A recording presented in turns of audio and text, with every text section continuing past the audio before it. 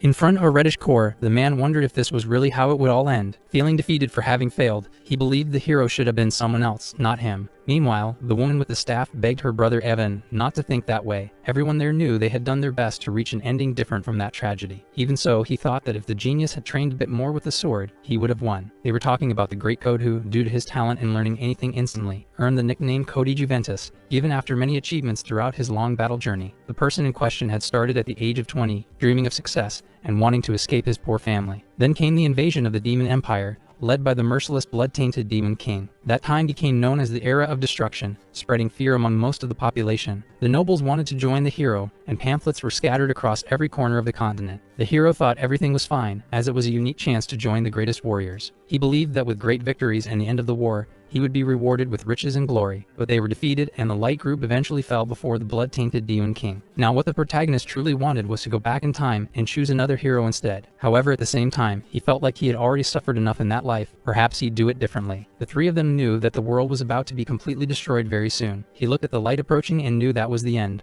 but still insisted on getting another chance. With eyes closed, he wished to be born as the son of a rich family, with no absurd hardships. That was the wish he made before his former life finally came to an end without regrets. When he got the chance to live again, he looked at his hand lit by the morning sun and found everything strange. He knew he had returned, and by the looks of it, realized he wasn't in his usual body. He had come back in the body of the young master of the Demon Empire, belonging to the House of the Shadow Demon. As the name suggested, it was one of the 12 great families that ruled over that vast empire. Upon arriving in that life, he noticed that he had returned about 15 years in the past, which unsettled him. At that moment, it was 5 years before the beginning of the Era of Destruction, and he saw many strange beings around. He watched them through the window and thought he would never see anything as bizarre as demonic gardening. Besides that, when he looked in the mirror, he knew exactly who that child in the dark reflection was. It was the infamous Christian Van Baron of Khazard, known for shameful and cruel acts. From his past life, he knew that judging by the name Ivan, it must be a powerful noble clan. He also knew that the Count's house was a branch of the Baroness's family from the Shadow Clan. At the time, he wondered if that family was small, but understood that even as a branch, they were still clans. Everything happened that way because he was extremely rich, and everyone in the clan knew him as a walking disaster. He knew that among the heirs of that family, there were 2 sons, and the first was that Christian. He didn't bother being modest and caused terrible accidents wherever he went. Rumors said that even the Count had given up on that son, but now the rumors had changed. He had been annihilated by his own family, and just knowing that made the protagonist break out in a cold sweat. He was furious for being in the body of someone so despicable. He just wanted to be an ordinary rich kid. He tried to go back, but the moment he did, he arrived in a place full of monstrous demonic beings, and the worst part was the body he returned to. He thought it didn't have to be that infamous body. Even so, now he urgently needed to think of a way to avoid a tragic end. 3 days had already passed since he woke up and coincidentally inhabited a body with the same name as before. The problem was that the original owner of that body had been executed 2 years later by the Count, a man who valued honor above all, which meant he was even worse than people said. He knew that if he just stayed quiet, he wouldn't be able to avoid that end, even as a rich child. Still, no matter how much he thought, there seemed to be no way to succeed in the body of someone so hated. Ragnarok was near, and the cause of the war had been the Demon King's desire to use humans as sacrifices. By the time he realized it, it was already too late, and he could no longer stop that tragedy. The Light Group and the Demon Empire were both destroyed, so to survive, he had to change fate. The blood-tainted Demon King, who started the war, was also the greatest problem of them all. Countless demons from the clans followed him, and to stop that, someone would have to surpass him somehow. He was certain that the only path was to become the Demon King and take the top of that clan. There was little time left until the Era of Destruction, about 5 years,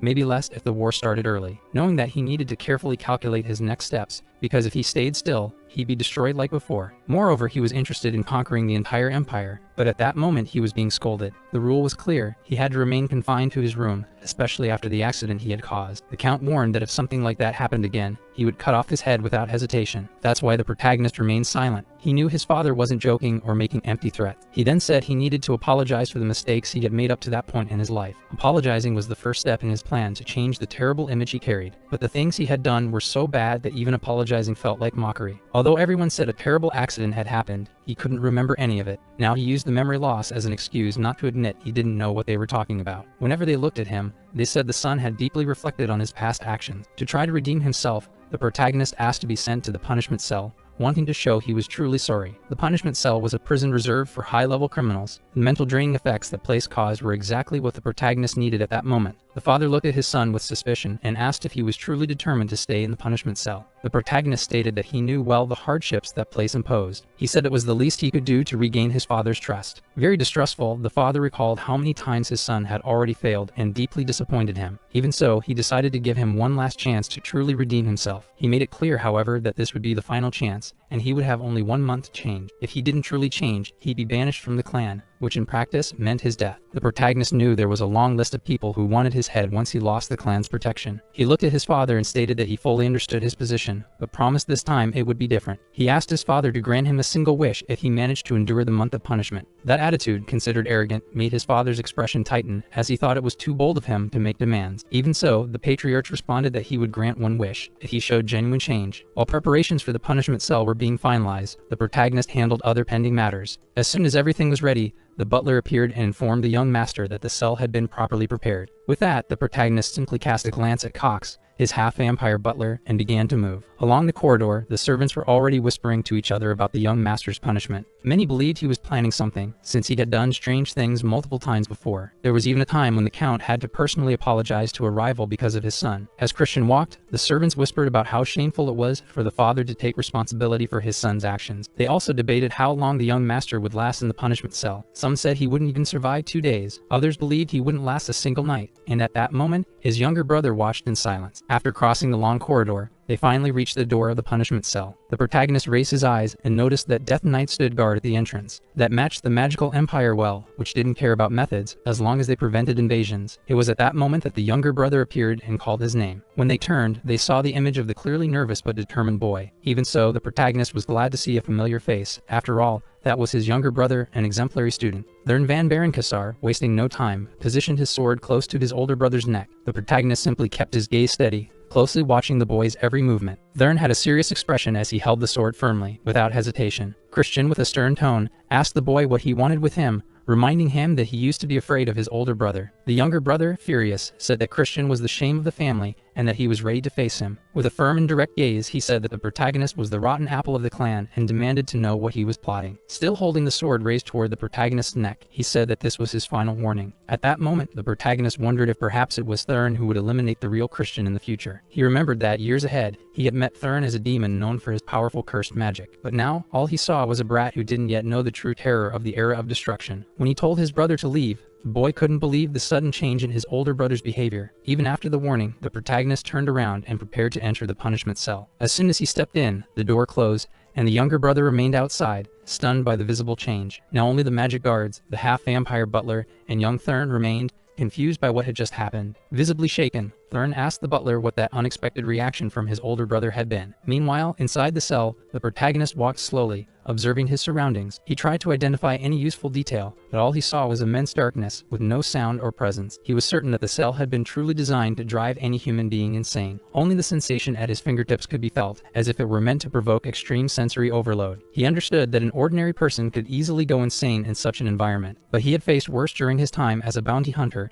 and had learned to shut off his senses. With that, he decided to suppress all senses in order to better observe the interior of the punishment cell. He knew this required time, discipline, and luck, but he trusted the medical skills he had acquired. On top of that, he had mastered the art of bone compression, part of a body modification technique he had learned at the circus. With a combination of those techniques and magical stones of various properties, he knew he could achieve his goal. He was surprised by his own luck when he managed to acquire the rarest of the magical stones. He recalled that, even with all his experience in his previous life, it had been extremely difficult to find those stones. He decided to start with a white magical stone, known for purifying toxins, a tedious but essential process. He knew he needed a complete cleansing from the inside out, with the help of white magic. Even the smallest mistake during the process could cause excruciating pain throughout his body. Aware of this, he handled the stones with extreme care, properly channeling the concentrated magic within each one. With all the accumulated experience of a previous life, the process, though delicate, was relatively simple for him. After the butler returned, Christian's father wanted to know how he had behaved when entering the punishment cell. The butler replied that he was extremely worried about the young master's state, thinking he might not even be able to ask for help. At that moment, Christian's father began to wonder if he had made a mistake by sending him there. considering his son still had a promising future. He couldn't understand how such a talented child had been corrupted so suddenly. He thought perhaps the talent had made his son become far too arrogant. Still, regardless of the reason, he believed it was better to restrain him immediately than to let him live a miserable life. He certainly didn't want to lose him, but admitted that the person his son had become lately wasn't the same as before. Even so, the Christian he saw just before entering the punishment cell seemed completely different. He knew he shouldn't get his hopes up, as his son had already deceived and disappointed him on other occasions. That's why he asked the butler if he had noticed anything strange about Christian's behavior when entering. Noticing that the butler was sweating suspiciously, the master ordered him not to omit any detail and to reveal absolutely everything. Given that, the butler confessed that, in fact, the young master had brought some magical stones with him, including a few with hallucinogenic properties. The butler had even requested that the cell be opened due to the risk, but the father denied the request, thinking it would be a sign of weakness to give in. 1 month later, the master of the house stood before the punishment cell, awaiting his son. He feared the worst, believing the boy would not have survived a full month inside, especially after having taken those dangerous substances. To his enormous surprise, the door was opened from the inside, revealing a completely lucid Christian. The protagonist could hardly believe it when he saw his father's wide-eyed stare at the cell entrance. With a smile on his face, he greeted his father calmly, not expecting that he would actually keep his promise to visit. With a hint of provocation, he asked if his father was surprised to see him in perfect condition, as he had promised he was safe and sound, and said he was ready to become a new man from that moment on. He looked straight into his father's eyes and declared that he would no longer repeat the same mistakes as before. The master of the house observed his son's gaze and recognized in his eyes the same light from childhood. Those eyes carried a hope he hadn't felt in a long time, for he hadn't seen such a clear look in years. He asked his son, with a smile, if he had truly managed to endure all that time, and Christian took it as a compliment. The father, however, tried to maintain his seriousness and told him not to get too full of himself, as he hadn't yet regained his trust. The protagonist explained that he hadn't had time to go mad, as he first focused on making his body fit for sword training. He also said that the Dream Stone had made a big difference, working perfectly alongside the White Mana Stone. He recalled how the half-vampire butler was anxious about letting him take something like that into the cell. However, thanks to the hallucinations it caused, he was able to shorten the time needed for metamorphosis and even form 2 cores. During his time in there, he managed to create a spell and even generate a magic star, something only a true genius could do. There was no need to mention that he had used a dark core to conceal the light core, making it invisible to demon eyes. He didn't want to be discovered, knowing that if he were, the demons would cause a scandal that would only make things worse. On top of that, something unexpected happened during his confinement. Someone had mysteriously delivered a dream stone to him. He remembered asking the person if they really wanted to give him that stone, but he didn't know who it was. He only knew that the intention seemed to be to break him completely, but he accepted the challenge. He decided to use that stone as a sacrifice to boost his progress. Now face to face with his father, he said that he had fulfilled his promise and wanted the agreed-upon wish to be granted. His father stared at him for a few moments and asked what the request was. Christian revealed that he wanted permission to access the training field of the Black Swamp Knights. His father, however, found that absurd, believing someone like him shouldn't even be near that place. He made it clear that only elite knights were authorized to demonstrate their skills in that field. Even so, the protagonist clarified that he didn't want to join the order, only to observe the best warriors in action. He believed that watching the elite knights train would be extremely useful for his growth. The firmness in his words made his father fall silent for a moment, reflecting on the proposal. With little more to say, the father eventually allowed it, but warned that he must not interfere with anyone. However, Christian had a second request, which left his father even more surprised. The next day, at the training field, the knights carried on with their usual routines. Suddenly, an unexpected presence drew the attention of many there, making them glance disdainfully toward one side. It was the protagonist preparing himself with sword and gloves, ready to begin his journey. To the other soldiers, that young man was known as the Foolish Master and was constantly mocked. But Christian had another reason for being there. He sought a letter of recommendation from Vice Commander Merlin, which would allow him to request the key to the library. That was his second request, for within that place were stored all the black magic grimoires of the Count's house. To truly learn about black magic, one needed access to those grimoires. However, his father imposed a specific condition. The protagonist didn't fully understand the reason, but he knew he had to accept it. He couldn't enter the library freely, as in a past occasion, he had tried to sell advanced grimoires on the black market. Upon discovering this, Christian reflected on the kind of life the former owner of that body had led. Even so, earning the Vice Commander's recognition was a priority, and he was determined to achieve it. So he walked calmly through the training field, ignoring the hostile stares that followed him. And as soon as he spotted his younger brother among the warriors practicing, he couldn't help but feel a flicker of irritation. Soon after, however, he realized he could use that to his advantage, turning that annoying presence into a valuable opportunity. The younger brother didn't waste any time and went straight to confront Christian, saying he should go back and not risk his life. However, the protagonist began to provoke him, asking if he could truly stand by those words to the end. He made it clear that his presence on the training field had been authorized by their father. Upon hearing that, a new figure approached and declared that she respected the Count's decision, but still had something to say. She stated that she did not consider young Master Christian worthy of remaining in that sacred place of training. As the protagonist turned his gaze, he saw that the one speaking was none other than Vice Vice Commander Merlin. He immediately recognized that the dark aura surrounding her was at least 4 stars strong, indicating she had been trying to intimidate him from the start. Even after realizing that he resisted the pressure of that energy and could still smile and greet her, she hardened her expression while listening to what she called nonsense. Christian knew he would have to prove right then and there that he was qualified to be on that training field. He extended his hand toward his brother and suggested they duel against one of the demons present. The younger brother thought this went far beyond a simple provocation, but the protagonist assured him it wasn't a joke. He only asked that his brother avoid using dark magic, knowing that due to his lifestyle, his energy reserves were limited. The vice commander considered that she couldn't allow a duel, as she couldn't risk injuring the heir of the house. She believed Christian wasn't ready for a confrontation and therefore suggested he choose another opponent. Thurn found the idea of dueling his older brother in front of everyone completely absurd. The vice commander was aware of Thurn's potential and thought it would be better if Christian fought someone less experienced. After all, the boy had already reached the 2-star level despite being only 13 years old. However, for the protagonist, talent wasn't an obstacle. He believed true worth was proven by fighting someone stronger, which is why he chose the best among them. He looked directly into his brother's eyes and asked what he had to say. He stated firmly that if he wasn't afraid, they could fight unarmed. At that, Thurn accepted the challenge, and the two stood face to face, ready to fight. Before starting, the protagonist asked the vice commander what the rules would be to decide the winner. She found him extremely insolent, but declared that the fight would continue until one of them was unable to go on. Christian started provoking his brother,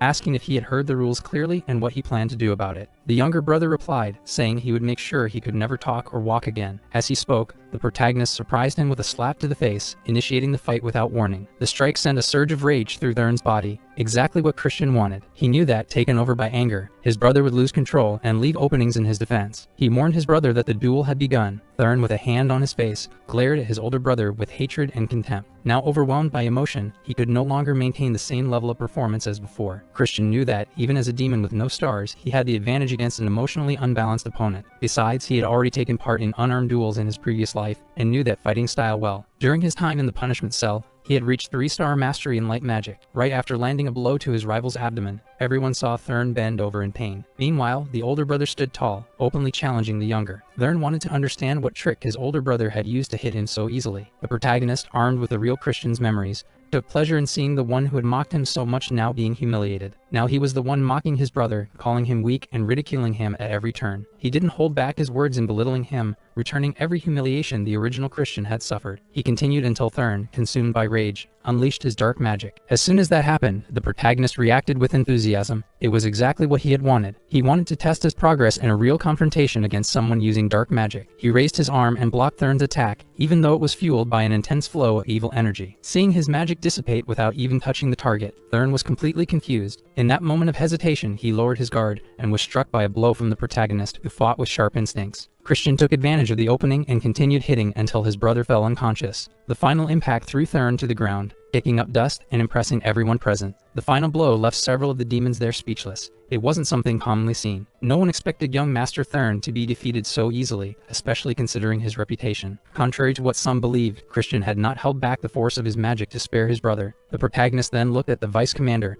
and asked if that had been enough. Though she suspected something unusual, she ended up agreeing with the outcome. Now Christian was satisfied, as everything had gone exactly as he had planned. The protagonist, despite already having 3 stars in light magic, had recently achieved his 1st star in dark magic. That happened because he still wasn't used to handling the aspects and demands of dark magic. He thought that to use the power of light and dark power simultaneously, he would need to level up first. Right after ringing the bell, within seconds his personal maid appeared, the one named Maya. He could hardly believe they were using a high-level spirit, a banshee, to serve as a maid. He seriously considered replacing her, but then simply told her to prepare a juice, as he planned to drink and then train. The half-demon maid asked if she should prepare the juice with human liquid, but the protagonist preferred strawberry juice. Despite her attempts to convince him that human liquid was better, he truly preferred strawberry juice. While he was calm and at ease, someone called out to him in a familiar voice. When he turned his head, he realized it was his half-vampire butler, concerned about the young master's physical limits. The butler said he was glad he was being so diligent, claiming to be the only one who accepted the situation without criticizing him. However, Christian looked at the man and replied that he had never asked anyone to believe or disbelieve in him. With that, the butler seemed bothered by what he heard. Bowing immediately, he apologized, admitting he too had overstepped, and wished the master a good training session. The protagonist simply watched as the butler turned his back and left, visibly displeased. He noticed there was something odd about the butler and decided he should keep an eye on him. For now, he returned to the training field,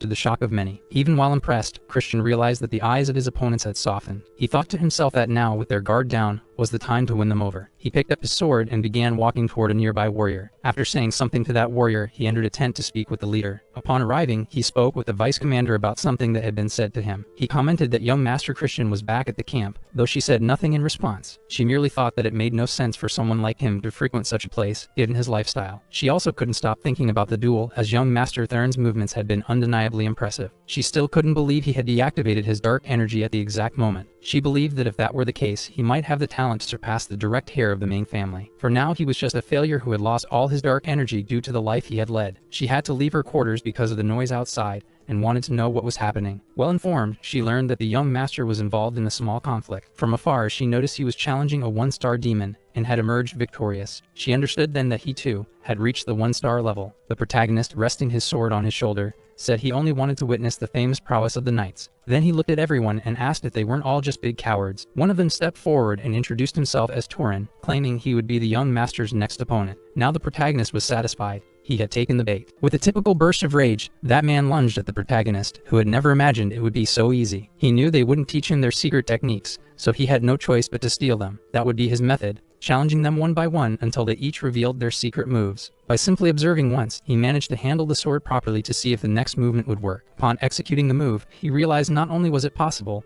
but he had done an excellent job, considering even the vice commander was left speechless after seeing him replicate the move he had observed. That was the confirmation he needed to be sure his move was correct. As soon as he defeated that demon, he looked at the vice commander and noticed the way she was watching him. She couldn't believe he had a ruined dark core and still managed to reach the one-star level. Now it was clear she hadn't been wrong, but he still found it disappointing. It felt like there weren't enough knights. All the others were cautious at the thought of facing him, and even trembled. When he heard the vice commander ask him to calm down, he replied that he should show her what he had learned, or that she herself could demonstrate the skills of the Black Swamp Knights. That was enough for her to release all her magic and reveal the core of her true power. The force was so intense it slashed the ground near the protagonist, who didn't even flinch. Seeing that he wasn't intimidated even before such power, she grew even more irritated. She warned that she could take care of someone like him in just a few seconds. With that, he proposed that they use dark magic only up to the level of 1 star, and that black magic would be forbidden. She believed that 1 star would be more than enough to teach him a valuable lesson. She said she would break both his legs for everything he had done. He understood that she was challenging him, putting his legs on the line, but he wanted to know what she would offer in return. As she prepared to attack him, she said she would give him anything he wanted, because she was certain she would win. On the first strike he defended, but he was only analyzing the strength she used. That initial blow didn't pose much difficulty for him to withstand, so he managed to block before she repeated the strikes in the same direction. Meanwhile, the other disciples believed he was holding up well, since he was fighting the vice commander. Unlike what they imagined, the reason he was holding his ground wasn't because of her main weapon, a large sword. She had already noticed that when he fought his brother,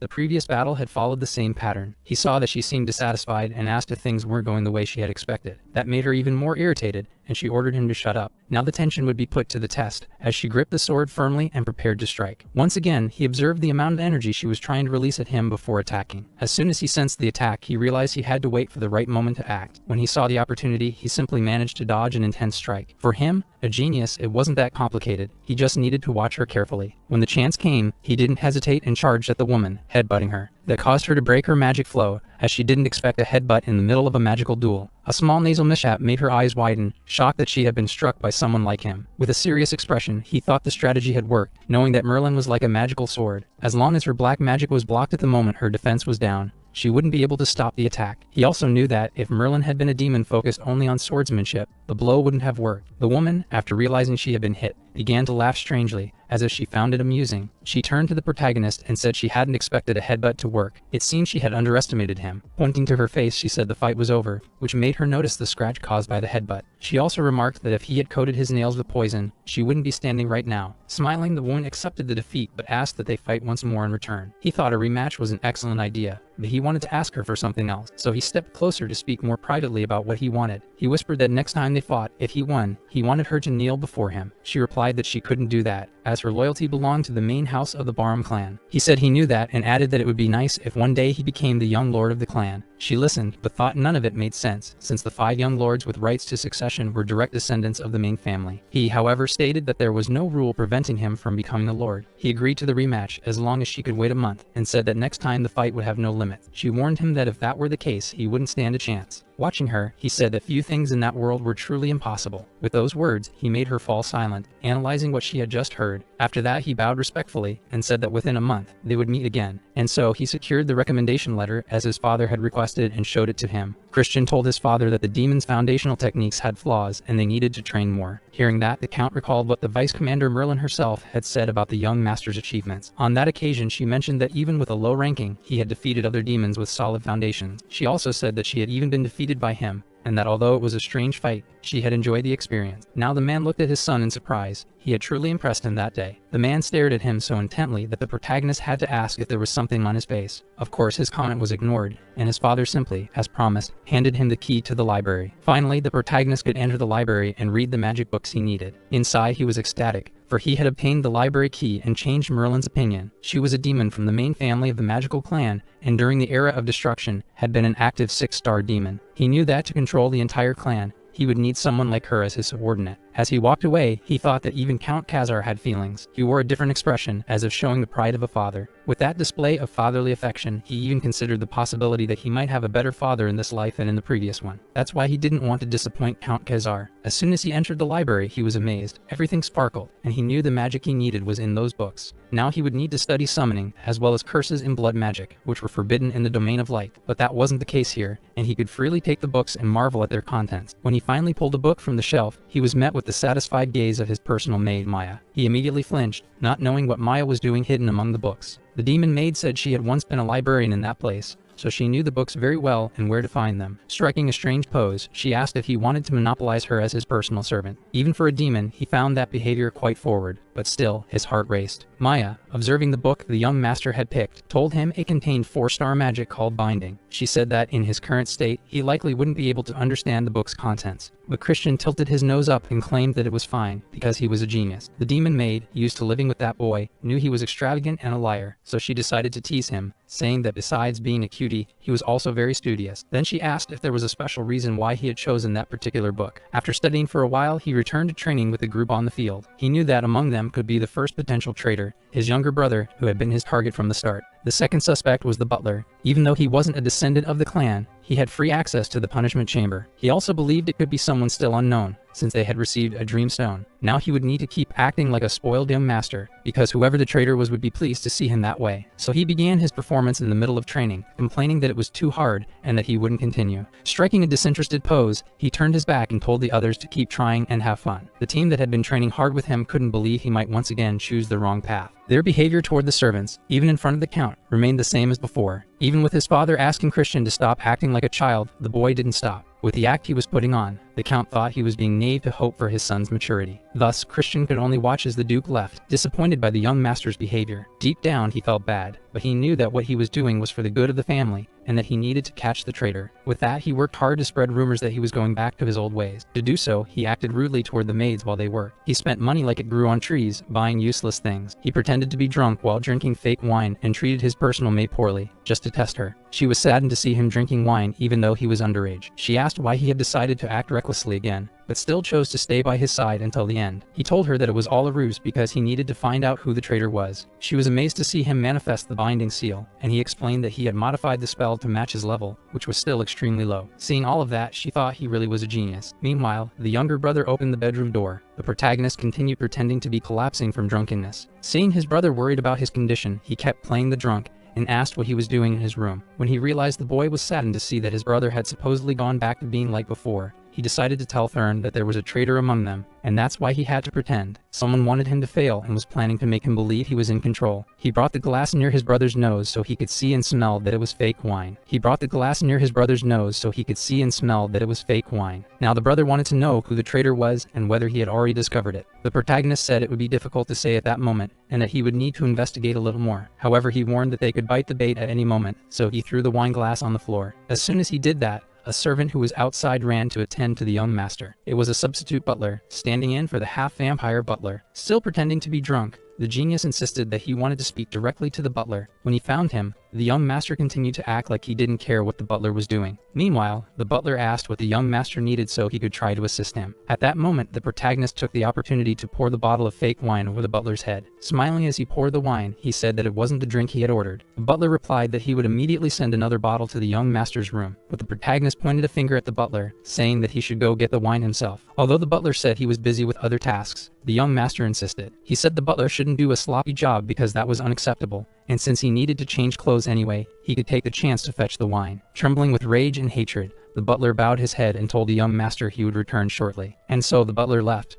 while the protagonist, sitting at the small table, watched him go. He had done all of that to measure how far the butler's patience would go, how long he would endure being humiliated. He had also sensed a certain hostility in the butler, and with the papers on the table, he decided to keep a close eye on him. When he picked up the pages still stained with wine, he was able to read the contents. That gave him what he needed, undeniable proof of Cox the butler's betrayal. He thought that, if the butler were the traitor, he'd be making some financial adjustments. Still, that wasn't enough as evidence. He needed more proof. As he thought about this, the butler returned, still wearing his stained clothes. Mocking the butler, the protagonist told him not to get angry, since he was his favorite. Meanwhile, the butler informed the young master that he had a message for him. At that, the protagonist wanted to know what it was about. It was his friends who wanted to meet him in secret. The butler said it would be in the usual place, and with a cold look, the protagonist listened as the butler said he couldn't judge his friends just out of whim. Christian told the butler to confirm it, as he would go to the meeting. Now he thought things were going better than he had imagined. With some food on the table, drinks, and other accessories, Christian was received by his friends. However, the protagonist had a sulky expression as he listened to them comment on the rumors that he had changed. Meanwhile, he closely observed how those same friends could use such a young girl to serve their own interests. They were all content and wanted him to drink the wine they offered, insisting repeatedly. But as soon as Christian smelled the drink, he realized there was something strange mixed into it. Without hesitation, he threw the glass into one of the friends' faces. The blonde boy then asked what he was doing, at which point Christian explained that by looking at his face, he could tell something was wrong. With a specific hand gesture, he cast a spell over the servant girl's head. This gesture left the friends confused, as they believed he didn't know how to use dark magic. Then he stood up and said it wasn't the time for them to be surprised by his abilities. He grabbed the blonde friend by the hair, intending to extract some answers.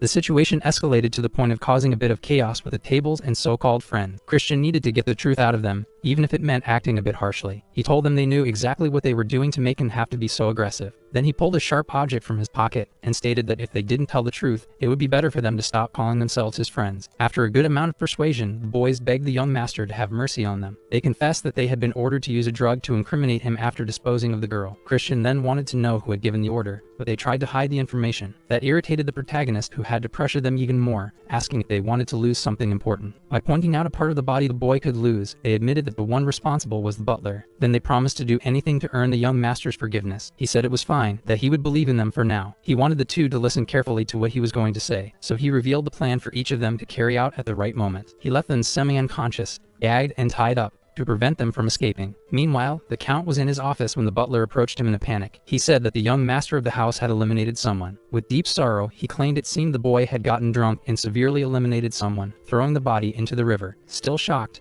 the father listened as the butler insisted they couldn't allow that behavior to continue. That was when the Lord ordered that Christian be brought before the demon court. With a harsh tone and a sorrowful expression, the Lord commanded that a trial be convened immediately. At this, the butler appeared visibly pleased, though he maintained a degree of composure. Everything had already been arranged for the hearing at the demon court to proceed. However, Christian declared himself innocent, stating before everyone that he had committed no crime. Still, witness statements were given claiming that he should stop insisting on the lie. Looking upward and seeing his friends, the young man stated before the court that there must have been a misunderstanding. It was then that the young woman, whom everyone believed had been eliminated, walked through the door alive. With that, the two friends who had helped fake everything were left in utter confusion. The girl gave her testimony, saying that the young master had taken her home after she woke up and had even helped with her rent. She then pointed to Christian's friends and said they were the real ones responsible for taking her. The girl also said that the two boys had forced her to put narcotics in the young master's drink. While still hearing her testimony, the protagonist used his magic to bring the two boys back to their senses. They had only been lightly hypnotized, so they wouldn't remember what had really happened. With that, the two confessed to being false witnesses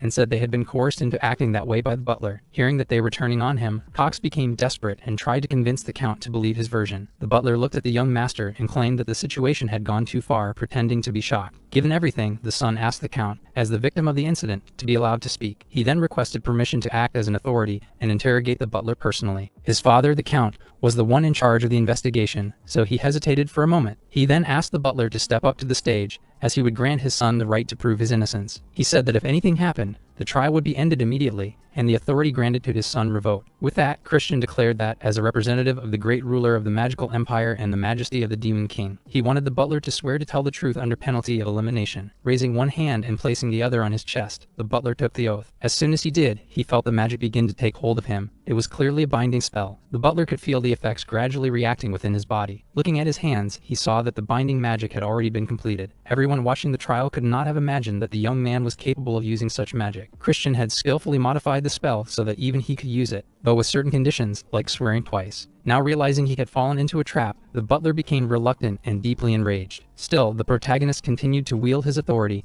and told the butler he had already sworn to tell the truth. With a firm gaze, he forced the butler to reveal why he wanted to tarnish his name. The butler then claimed he had received an order, speaking as if under compulsion. He said that a man, aware of the corruption, had threatened him and ordered him to ruin the young master's life. Christian asked if, by corruption, he meant the theft he had been committing for a long time. He then stepped even closer to the butler, demanding that he reveal who had given the order. He got so close that the magic became irresistible, preventing the butler from lying. Against his own will, he screamed that it was the succession candidate, young Master Ishid. He was referring to the second son of the Black Magic clan, young Master Eshid Dabaram. After confessing, the butler tried to run, knowing that the family would eliminate him. Sensing his reaction, Christian rushed to grab a sword from one of the guards. With it, he delivered the punishment due to the butler for his crimes. He lost his head. Christian's father, witnessing everything, could barely believe his son had the maturity to take such action. At last, the protagonist looked at the count and said he was using the authority granted by him to punish that sinner. With that, the count wanted to know what the reason behind his son's actions truly was. The young man explained that if he had let the butler live,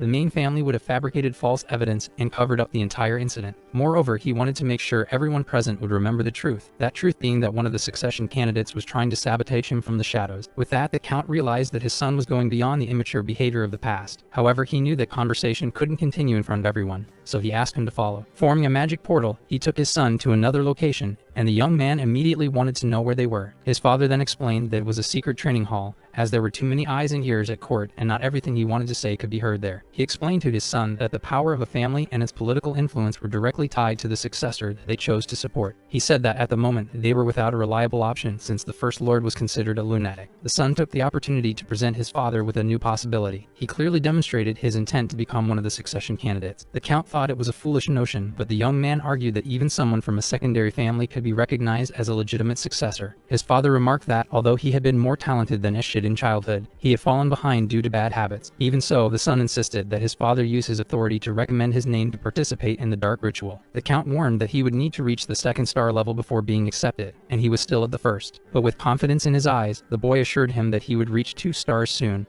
asking only that his father trust him. In the imperial capital, rumors said that the young master had changed greatly, and even the count himself was training him personally. Indeed, the count of that house had set aside time to train his son with his own hands, something he had never done before. Now Christian needed to master the muddy swordsmanship inherited from his father and integrate it with the black sight technique he had developed. The father was impressed, as the boy absorbed the techniques just taught at an incredible pace. Moreover, he asked questions that not even the count could answer with certainty. The son also demonstrated that his personal methods were more effective than the traditional ones he was learning. In one session, he demonstrated on a humanoid mushroom how to apply the adapted technique. Adjusting posture details and infusing the blade with his dark energy, he was able to adapt it perfectly. The father was stunned to see the muddy swordsmanship he had just taught being used so efficiently. Christian explained that he had used the technique taught by him, only coated it with the energy of black-side swordsmanship. Those words deeply impressed the count, who could hardly believe his son had grown so much in so little time. It hardly seemed possible that someone with just 1 star could perform such unbelievable feats. The boy also commented that, although everything seemed difficult, it was extremely easy for him. The count was speechless, beginning to believe that his son might truly be a prodigy. Thus, 15 days passed since the direct training with the count began. Christian felt exhausted and thought that running non-stop was hard, especially when everything had to be done with utmost precision. Lying on the training field's ground, he looked up until he saw someone approaching with a compassionate gaze. It was Merlin, who told him the duel wasn't far off. She confessed how eager she was for the promised day to arrive. It was clear he was giving it his all to meet her expectations, and his progress was remarkable. She made it clear that she would never kneel before someone with only 1 star,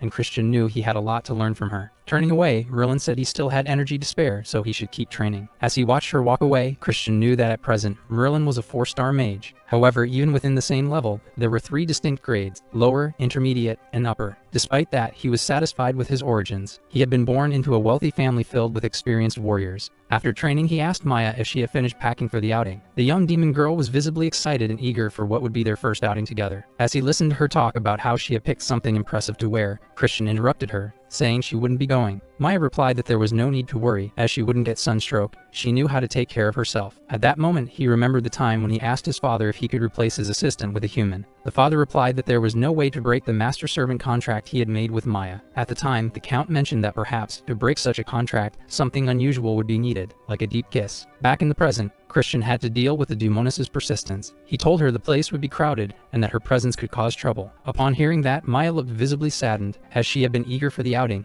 and had spent decades trapped in that mansion. Her tears stirred a feeling of compassion in the protagonist's heart, so he decided to let her come, but insisted that she remain hidden from the other beings. Excited, she thanked him enthusiastically and said he really was the best. When she asked where they were going, Christian replied that it was a place where they could earn a lot of money. Maya didn't understand. After all, he was already very wealthy and had everything he needed. However, he explained that he needed far more than what he already had. He said he would use that money to invest in something he had never tried before. Inside the carriage, the younger brother waited impatiently, saying that he was late. As he approached the carriage, the protagonist noticed that his younger brother was already waiting. Thurn, arms crossed, warned that he had come along to keep an eye on him, in case his brother decided to cause trouble. The protagonist, with a provocative smile, replied that he was just going to have a little innocent fun. As he entered the carriage with his usual confidence, he remarked that demons should always keep alcohol and gambling close by. Even so, Thurn decided to go with him, and clearly had no intention of changing his mind. Brushing off his brother's concern, the protagonist asked if he was tagging along because he wanted to take care of his dear big brother. While the two argued inside the carriage, the vehicle was already on its way to the gambling den. When they reached a certain part of the city,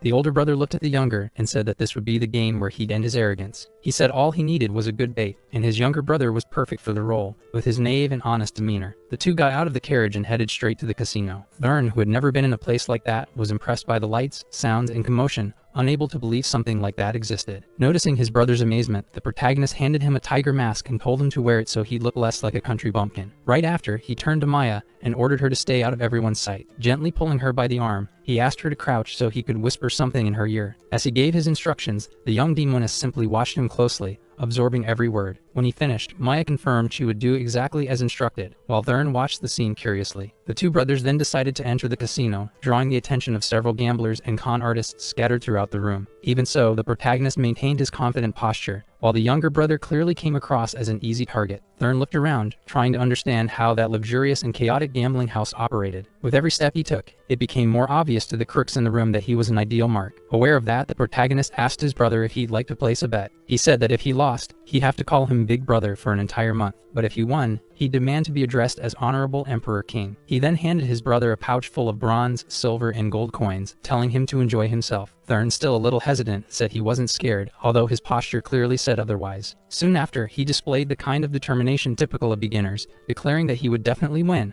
With that, the two split up, each going to their own table, and the dealers began acting as if the protagonist were a complete novice. They were letting him win on purpose so he could taste the thrill of victory, but Christian knew it was just a trick. Winning at the start was part of the setup. Once the gamblers earned his trust, they'd make him raise his bets and then take everything. It was a classic con artist tactic, but the protagonist had been alert to it from the beginning. Meanwhile, Thurn proved to be such perfect bait that none of the swindlers there could resist. To provoke him even more, Christian even asked his brother to go home, saying that place wasn't his scene. Thurn, annoyed, asked if Christian wasn't losing too. The older brother's situation was a bit different, and several gamblers had noticed the conversation between the two. The protagonist then realized that Thurn had already been marked as the most vulnerable target in the entire casino. Even with so many losses, Thurn insisted on getting more money to try to recover what he had wagered. Christian, on the other hand, was satisfied. He knew he had warned his brother, and now he saw his plan unfolding exactly as expected. The night went on, and little by little, the younger brother kept losing, looking more and more helpless in front of the swindlers. Each of them was making a bit of money off the new player, delighted by his naivety. Watching it all, the protagonist realized it was the right time to put his plan into action. As expected, Maya returned and informed her master that she had done everything exactly as he had asked. She said she had located the people he mentioned and executed all the orders with precision. Meanwhile, Christian kept losing,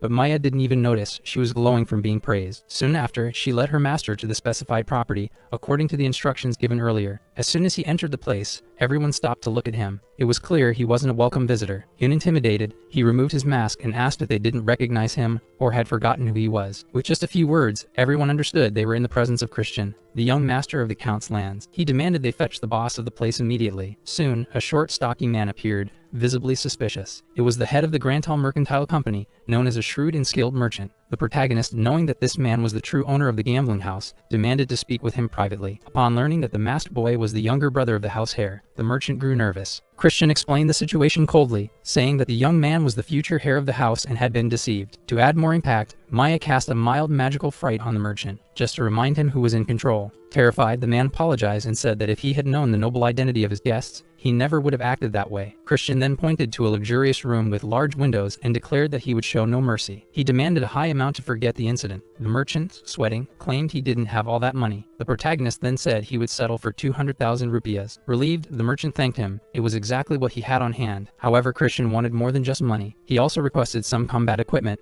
paying prices he considered fair. Maya, observing everything, thought her master was incredible, always with well thought out and effective plans. Still, she didn't understand why he insisted on including an old rusty sword in the deal. That sword was Gruna, a sacred blade that the former hero had obtained by offering his soul to a demon. Even after falling into corruption, the hero continued to use it. It was a weapon coveted by many demons. However, at the moment, the sword was rusted and unusable, as Maya rightfully pointed out. To calm her, Christian gave her a necklace she had been eyeing for a long time. The young demon girl received the gift with emotion. In her entire life, and even after death, she had never received something like that. He explained that he bought the necklace because he noticed how interested she was in that object. Maya was happy, as it was the first time she had received a personal gift from her young master. He asked her to hurry, as he wanted to return home quickly. Maya, euphoric, said that at that moment she would obey any request he made. As thanks, she promised to prepare a special strawberry juice, extracted from humans, even more delicious than usual. As they left, Christian had the feeling he was forgetting something important, but couldn't recall what it was. And meanwhile, his younger brother was still at the casino, practically out of money to bet. After Christian got home, all he wanted was to lie in bed and take a nap. But his younger brother grabbed him and said he couldn't have just abandoned him and walked off. He said he was almost sold off, and that if it weren't for someone who knew Christian, it would have been much worse. However, the protagonist reminded his brother that he had to keep his promise, since he had lost and now had to call him a certain way. The proper way to address his older brother now was as respected king,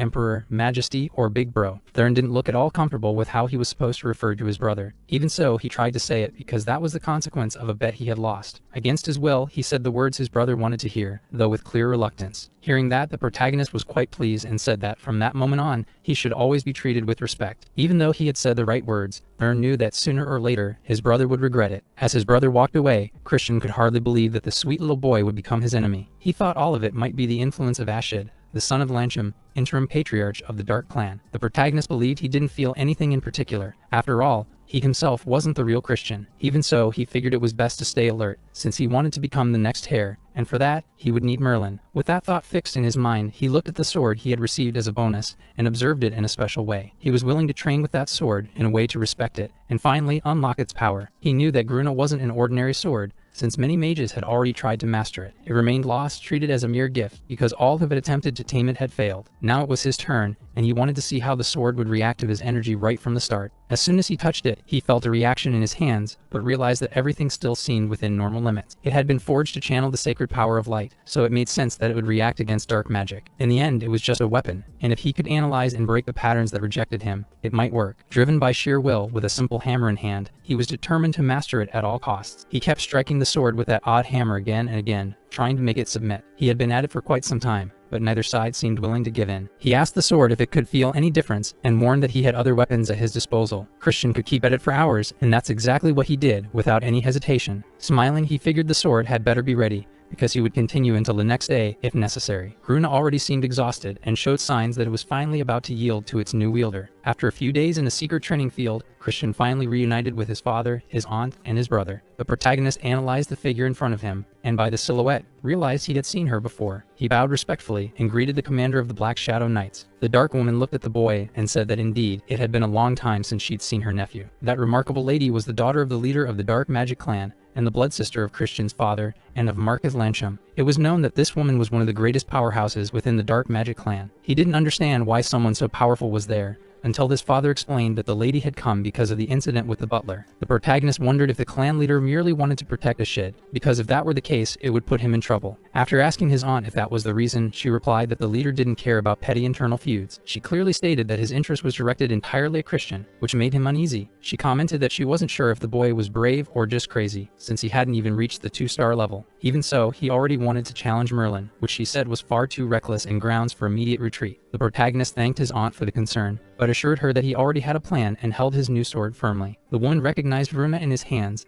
and thought the kid had truly gone insane. She knew he was reckless, but never imagined he could go that far. She told her brother that, although she thought Christian had finally come to his senses, now she was convinced he was delusional. The boy overheard and asked his aunt if there was any rule forbidding him from using a sword. Calmly, the woman explained that the sword in his hands was one that not even the clan leader had managed to control. He chuckled at that, removed the wrappings from the blade, and proudly displayed it. His goal was to show just how tame Gruna was under his will. He approached his aunt with the sword in hand without hesitation. The woman thought the weapon might be a fake, so Christian threw it toward her so she could catch it. When the sword's magic touched her hands, she felt an intense pain. She dropped the weapon immediately, letting it fall to the ground, and demanded to know how he had pulled that off. The protagonist picked up his sword and said it was just a professional secret, so he couldn't reveal it. With the sword resting on his shoulders, he smiled and stated that one thing was certain: he was a genius. That's why he could wield a sword that not even the clan leader had managed to tame. That victory made his father extremely proud, as he could see that his son was growing more and more each day. As they talked and laughed, a voice remarked that it was good to see the young master enjoying himself. Stepping out of a portal, Merlin said that taming the sacred sword was truly impressive, but she still believed it wasn't enough to defeat her, as she was eager for that confrontation. She was certain that would be the last day he bragged so much about any achievement. Hearing Merlin's words, Christian simply observed her, knowing the moment of truth was quickly approaching. After saying those words, Merlin couldn't hold back and rushed toward the young master. She unleashed a mid-range power attack, but Christian seemed ready to defend himself with his new sword. He knew that, as expected,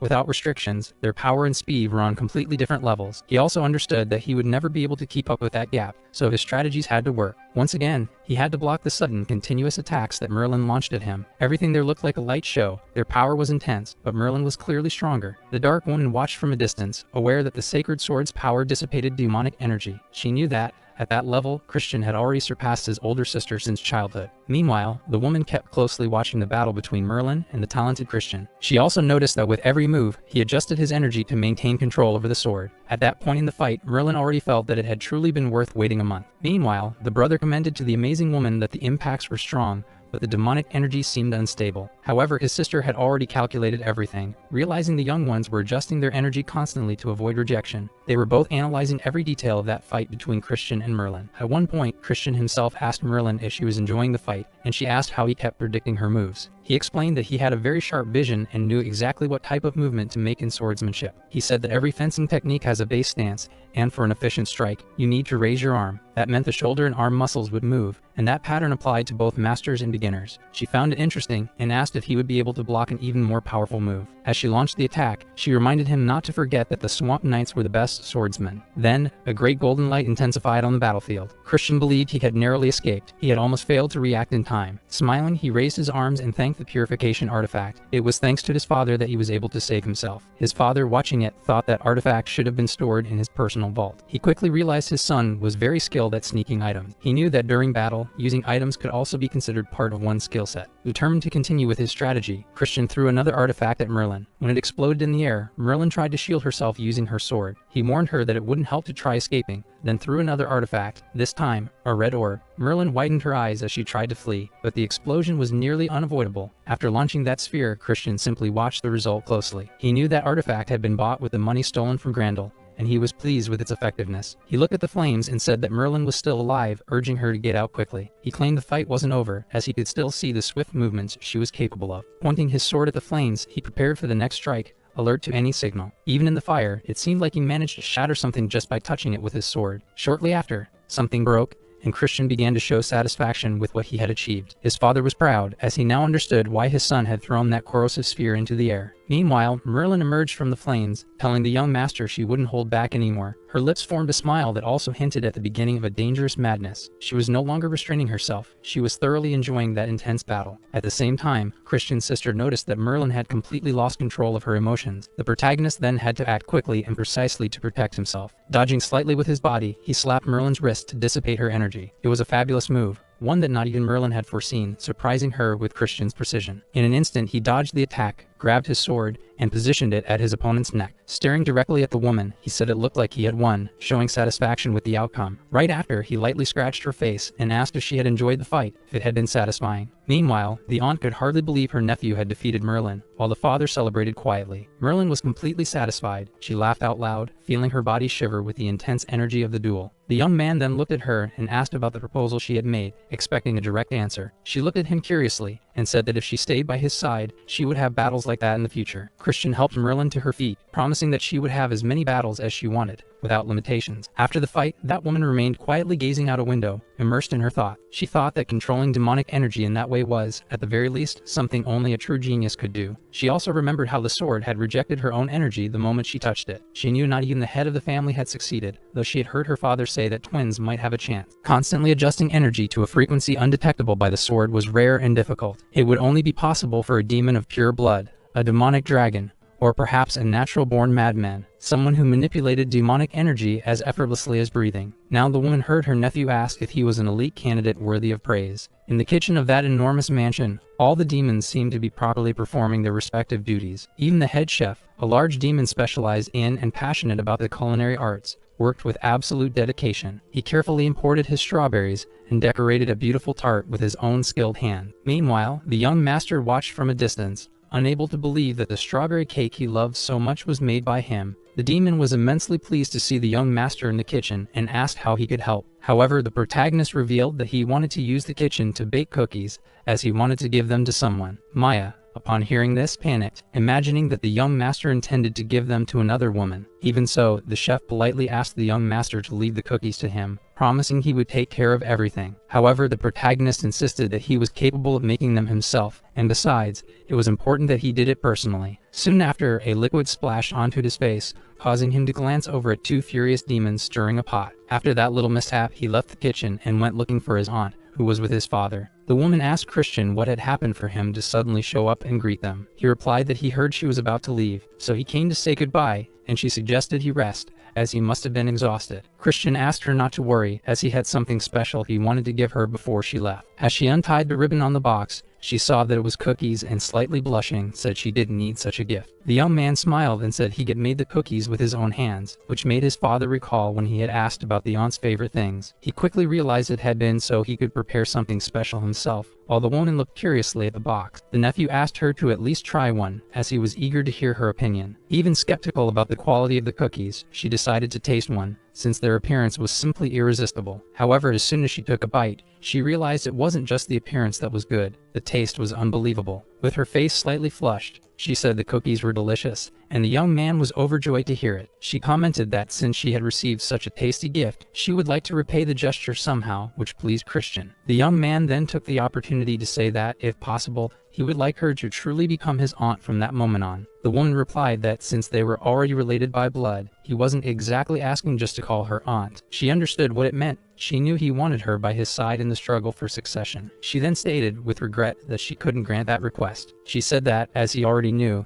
the family elders needed to remain impartial toward the potential successors. Even so, the young man insisted that he was only asking from the heart. He just wanted her to draw closer to him as a person. The woman found the request somewhat manipulative, and was certain he had other intentions behind his words. But Christian said that, if by any chance she decided to side with her beloved nephew, he wouldn't be able to refuse. Young Christian wasted no time making faces like an innocent angel. Still eating the cookies, she said that his sincerity wasn't as irritating as it seemed. She remarked that, being her nephew and having given her cookies, it was only natural that she cared for him. She then asked if she could try more of those cookies, while the father watched everything with silent pride. The young man seized the moment to make his final move and declared that, if he felt hurt or resentful, the cookies wouldn't taste the same. At that moment, the woman realized she had been subtly tricked by that cunning young man, so she asked if he would consider joining the Dark Order. She commented that, in the duel against Merlin, he had shown himself to be a genius by executing truly impressive skills. She said that maybe he did have a talent capable of surpassing even the Dark Lord himself, but his rivals were tough. She feared he would fall before even reaching his full potential. The young man assured her that, if he couldn't overcome even those obstacles, then it wouldn't matter whether he lived or died. Showing determination, he thanked his aunt for her concern, but said he didn't believe in thinking about defeat. She looked at him and realized the boy had absurd confidence. She knew Christian had an uncommon resolve in choosing to follow a path filled with blood and challenges. However, as she mounted her horse, she decided to give him a word of advice just in case. She asked him to be cautious around the first young lady. That was when the Count asked if his sister was talking about Yulian, since he believed she was the most peaceful among the 5 princes. The woman replied that the boy would understand that in time, and he thanked her, saying he would keep the advice in mind. From atop her horse, she said they would see each other again soon. After his aunt left, Christian threw himself onto the soft bed in his room, lost in thought. He reflected on how incredibly strong both his father and aunt were, they had both reached level 6. Still, he had heard very few concrete reports about their feats during the Great War, which made him wonder. He thought there must be even more powerful warriors out there, possibly capable of crushing the army of light completely. Lying down with his eyes fixed on the ceiling, he refused to let history repeat itself, and knew that, in 1 month, he needed to become stronger. Time passed quickly, and in the blink of an eye, a month had gone by, and he once again stood before his father. The Count had something important to report to his son, which was why he summoned him to that private place. However, as soon as he noticed his son's presence, he felt that something had changed profoundly. Staring intently at Christian, he asked if he had finally reached level 2, because he looked completely different. Seeing his son reach the 2-star level truly impressed the Duke, although Christian said there was no need for such astonishment, since he had already promised it would happen. Even so, he wanted to know what subject his father wished to discuss for calling him at that hour. Without delay, the father explained that he had received a message from the main family. It stated that he had submitted Christian and Thren as candidates for the sacred dark rite. However, when the response arrived, they had accepted only the younger son and rejected Christian. They claimed to have justifiable reasons such as frivolous spending, a reputation for womanizing, excessive alcohol consumption, and even petty theft. Additionally, they accused him of property damage and frequent involvement in fights. Even knowing all of that was true, the father was furious, feeling that the disdain they showed toward his son was offensive. Christian asked if the decision had come from the Viscount, but the father assured him it hadn't. He stated that it was the doing of Loin de Barney, a direct member of the main family's bloodline. Both of them shared the opinion that Loin was dangerous, influential, and on the rise within the sacred dark rite. In that ritual, candidates consumed pure darkness to reach new levels of power. Since the amount of darkness was limited, candidates had to fight each other in semi-lethal battles to determine the hierarchy. If Loin was the favorite, he could monopolize the darkness and thus become the 6th young lord. Christian's father tried to calm him, saying he would try another nomination, but the son rejected the idea. Christian stated he preferred to handle it with his own hands, even if his father thought he had changed too much. He believed that certain matters should be left for adults to resolve, but not this one. Chris already had a certain affection and respect for the man who was now his father, despite their past distance. Still, he thanked him for the gesture and said he had his own methods for achieving his goals. At that moment, the father suspected that those methods were questionable, but asked if he already had a plan. That's when Christian asked if the sons of the House of Count Tyreman were among the collateral families of the bloodline. Upon hearing that family name, the Count immediately became furious, but the son asked him to calm down. He said it would be enough to prove his worth, as the Tyreman family would soon be hosting the hunt for the Dark Pill, and he would join as a shepherd. Meanwhile, in the domain of the clan leader, a woman stated that she had personally evaluated young Christian. Upon hearing that, the patriarch wanted to know what the boy was like, and she replied that he was incomparable to the others. Even so, the leader found it hard to believe. He remembered an arrogant boy who thought he was a genius, when in fact he was just a fake prodigy. The woman then stated that he had completely changed, and was now someone very different from the past. That sparked the leader's interest, who asked his daughter if she believed the young man could fulfill his long-awaited wish. She knew her father was still alive only because of that old and important desire, having refused death several times. Wisely, she replied that if he wasn't capable yet, then he was very close to becoming so. Of course, the patriarch didn't intend to intervene or take a position directly in a matter considered so trivial. But according to the woman, the young man was a true ferocious beast, though still just a child. Observing his daughter's stance in defense of her nephew, the patriarch noticed that she was already beginning to align with the boy. She lowered her head, reflecting on how her father had always been strict with those in whom he had great expectations. While she thought, she heard her father say that if she was willing to go that far, she had probably grown fond of the boy. As soon as he was summoned, the chief butler and vampire appeared before his lord. The red-haired, violet-eyed vampire was Simon, the chief butler of the Dark Magic clan. Simon confirmed with his master whether he was to only observe young Master Christian. After receiving confirmation, he said he fully understood and would act according to the orders given. Before leaving, he asked if he could play a small prank during the surveillance, which worried Christian's aunt. The Lord authorized it, but asked that Simon not go too far. However, judging by the vampire's appearance and reputation, it was clear he neither knew nor respected limits. Even though she was concerned, the woman said nothing. She simply watched silently as the butler departed. Deep down, she sincerely hoped her nephew would be able to overcome all the challenges safely. Elsewhere, a carriage crossed a beautiful landscape, heading toward its final destination. Inside the carriage, the protagonist reflected on having quickly reached the 2-star level, thanks to his natural talent. He knew he needed a dark pill to accumulate a large amount of energy in a short period. The problem was that capturing the demonic beast carriage off didn't automatically guarantee the right to a dark pill. As soon as the carriage stopped, the owner of the betting house ran to meet the young master. The moment he saw him, Christian asked if the man had come empty-handed. The man hurriedly showed a sack of coins and said that of course he had brought a gift. Before he could even finish speaking, Christian threw the sack of gold coins on the ground with disdain. Grandel didn't understand the reason for the rejection, but the young master clearly didn't like the gift. He knew that man was involved in illegal activities, and that could become a problem if others found out. He mentioned the tax evasion at the casino, leaving Grandel visibly cornered and eager to please him in any way. Placing a hand on his friend's shoulder, the young master said he urgently needed an ash pill. The news left Grandel worried, as the pill's value had recently increased considerably in the market. He said a bigger incentive would be necessary, so Christian asked Miss Maya to assist him. She, showing off her skills, said she would work wonders with those little toys in her hands. The man, seeing that crazed demoness, didn't even want to consider going through that kind of experience. He quickly said he would search for everything the young master desired without delay. Already inside the carriage, the young master also requested an extremely sharp dagger, surprising Grandel with the unusual request. After making all his requests, Christian continued on his journey inside the carriage. Grandel, watching the carriage pull away, felt completely powerless in the face of the situation. As the carriage followed its course, Maya wanted to know what the young master planned to do next. He told the coachman they would make a stop as he wished to visit a certain place. Upon arriving at the elixir shop's door, he was warmly welcomed by the attendants. As soon as he entered, he pointed to the shelf and requested a specific portion of a special elixir. While the owner placed the elixir on the table, Maya showed curiosity and wanted to understand his choice better. She knew that elixir was a powerful stimulant, strong enough to raise even an elephant's trunk. As much as Maya thought about it, she couldn't imagine any purpose for such a potent aphrodisiac. Raising her hand to her mouth, she asked the young master if he truly had that kind of intention. Visibly embarrassed and annoyed, he replied that it wasn't like that at all. With no other option, he explained that it wasn't for him and that he didn't need that kind of thing. From that, she concluded the aphrodisiac was for the count. While the shopkeeper remained stunned, Christian explained that his father was getting older and maybe needed a little stimulation. Then, looking seriously at the shopkeeper, he demanded that, for the count's honor, it be kept absolutely secret. The shop owner, terrified, solemnly swore that as long as he lived, no one would ever hear about that request. After settling the matter, the protagonist met with his father and brother. Pointing at Thurn, he demanded that he address him by his full title. Grumbling, the younger brother obeyed. Soon after, the topic shifted to the hunts for the ebony beast. Christian warned Thurn that they were dangerous and told him to be careful. The Duke, seeing his sons bickering, told him to stop fighting and just go finish off those beasts. Christian promised to return with great and glorious news. After that, the father turned to Thurn and wanted to know why he had called him Emperor King. Sometime later, already within the Tyreman family's territory,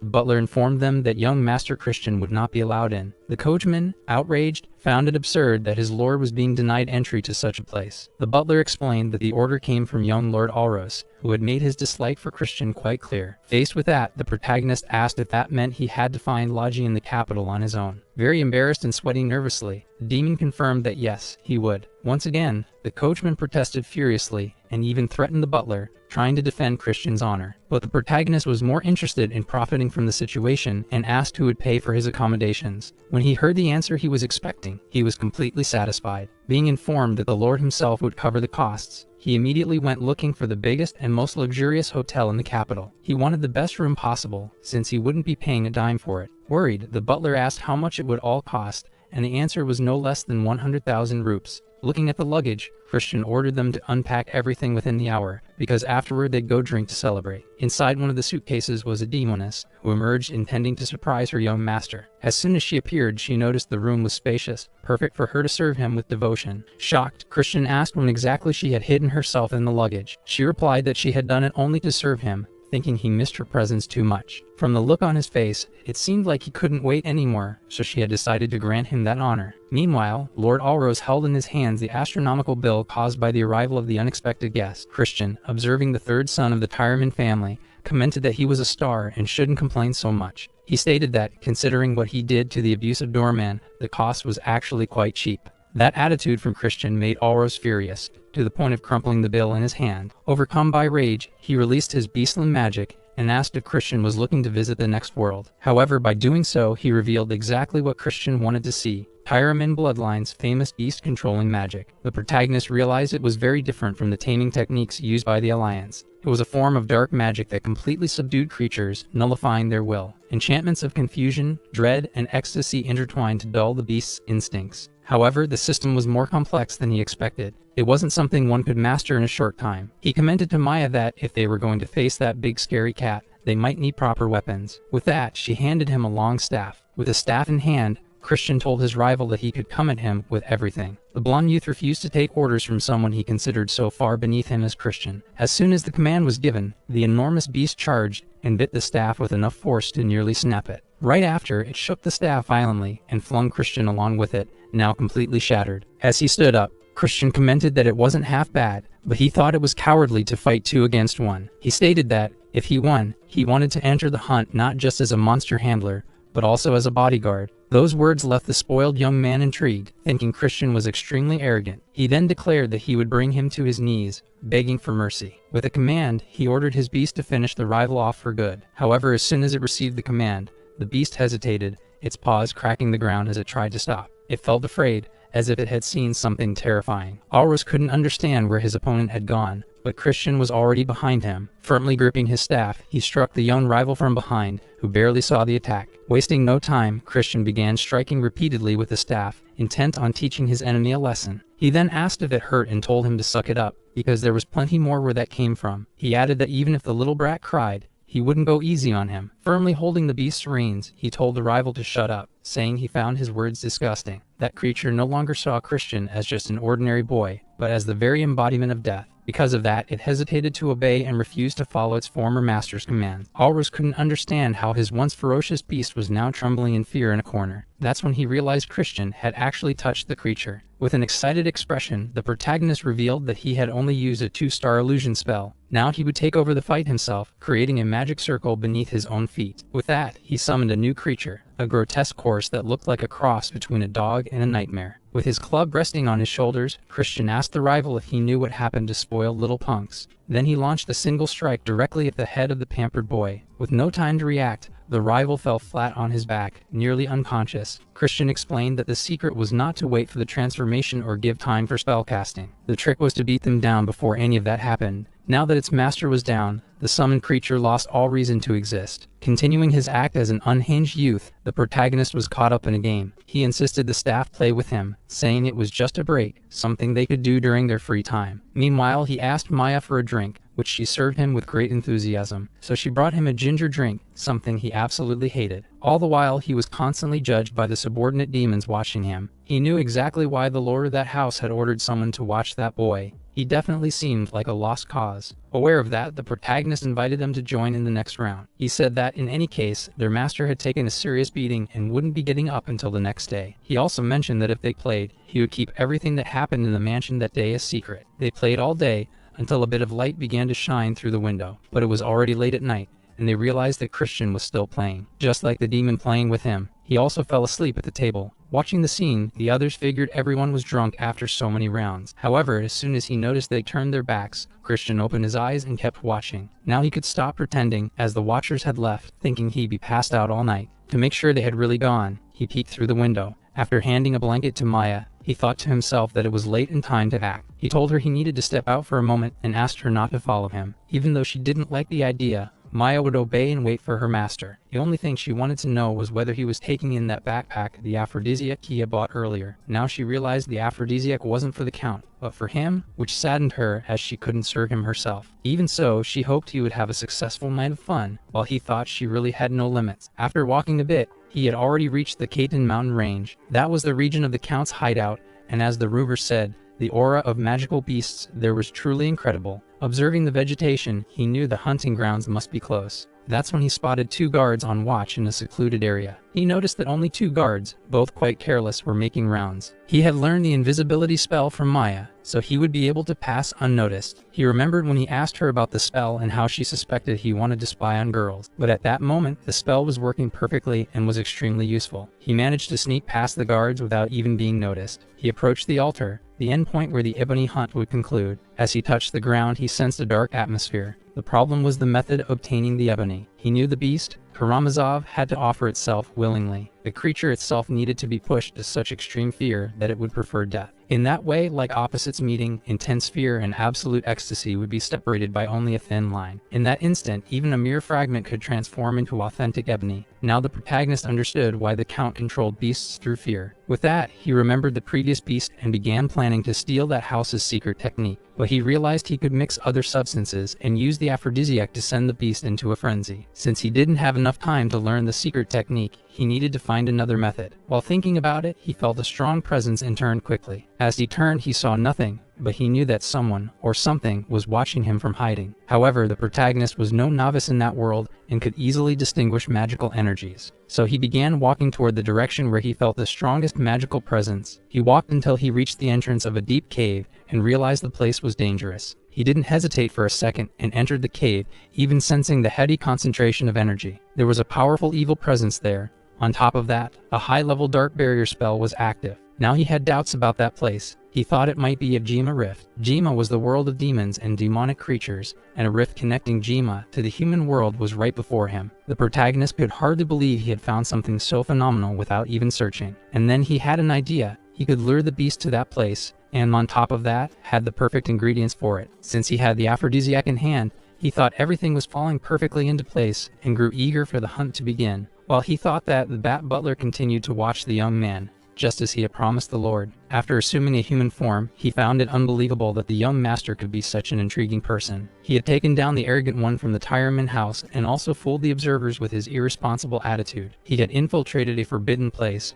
all to carry out his own plans. It was so fascinating that the vampire felt an overwhelming urge to play a prank that led him to act on impulse and walk toward the rift, stepping through the magic circles. He cut his own hand and activated the magic cycle with his blood, placing it over the rift. As soon as the liquid touched the magic circle, the demon summoning was complete. The rift, now awakened, asked what the traitor desired, and the vampire butler could barely contain his excitement. After all the preparations, another day had dawned. The big day had arrived, and that moment would be marked by the hunt for the beasts. Lord Lauren's team was already ready, with their banner in hand. To keep things in order, the protagonist asked the leader if he was feeling well. The rival saw the protagonist placing his hand on his sword and said he was acting arrogant for carrying that thing. The protagonist replied that the sword worked better than a club, and he could test it if he wanted. Poron said to let it go. The hunter should begin the chase and lead the beast to the altar. While the bat watched everything, thinking he hadn't been seen, the protagonist pretended not to notice him. When the young lord called the protagonist with a mocking tone, he responded. They were close to the altar and seemed to be plotting a way to make the hunt more efficient. A young man with canine ears and snout asked the protagonist to stand aside so as not to get in the way. Seeing that, even as he stepped away, the protagonist scoffed. He wanted to move forward but was blocked. Perched in a tree, the protagonist wondered how long they would last trying to do it on their own. He knew that in the end, everything would go according to plan. After all, he had brought the sacred silver and dagger. A sound came from the foliage, drawing the attention of the two hunters in front of the protagonist. He knew that whatever it was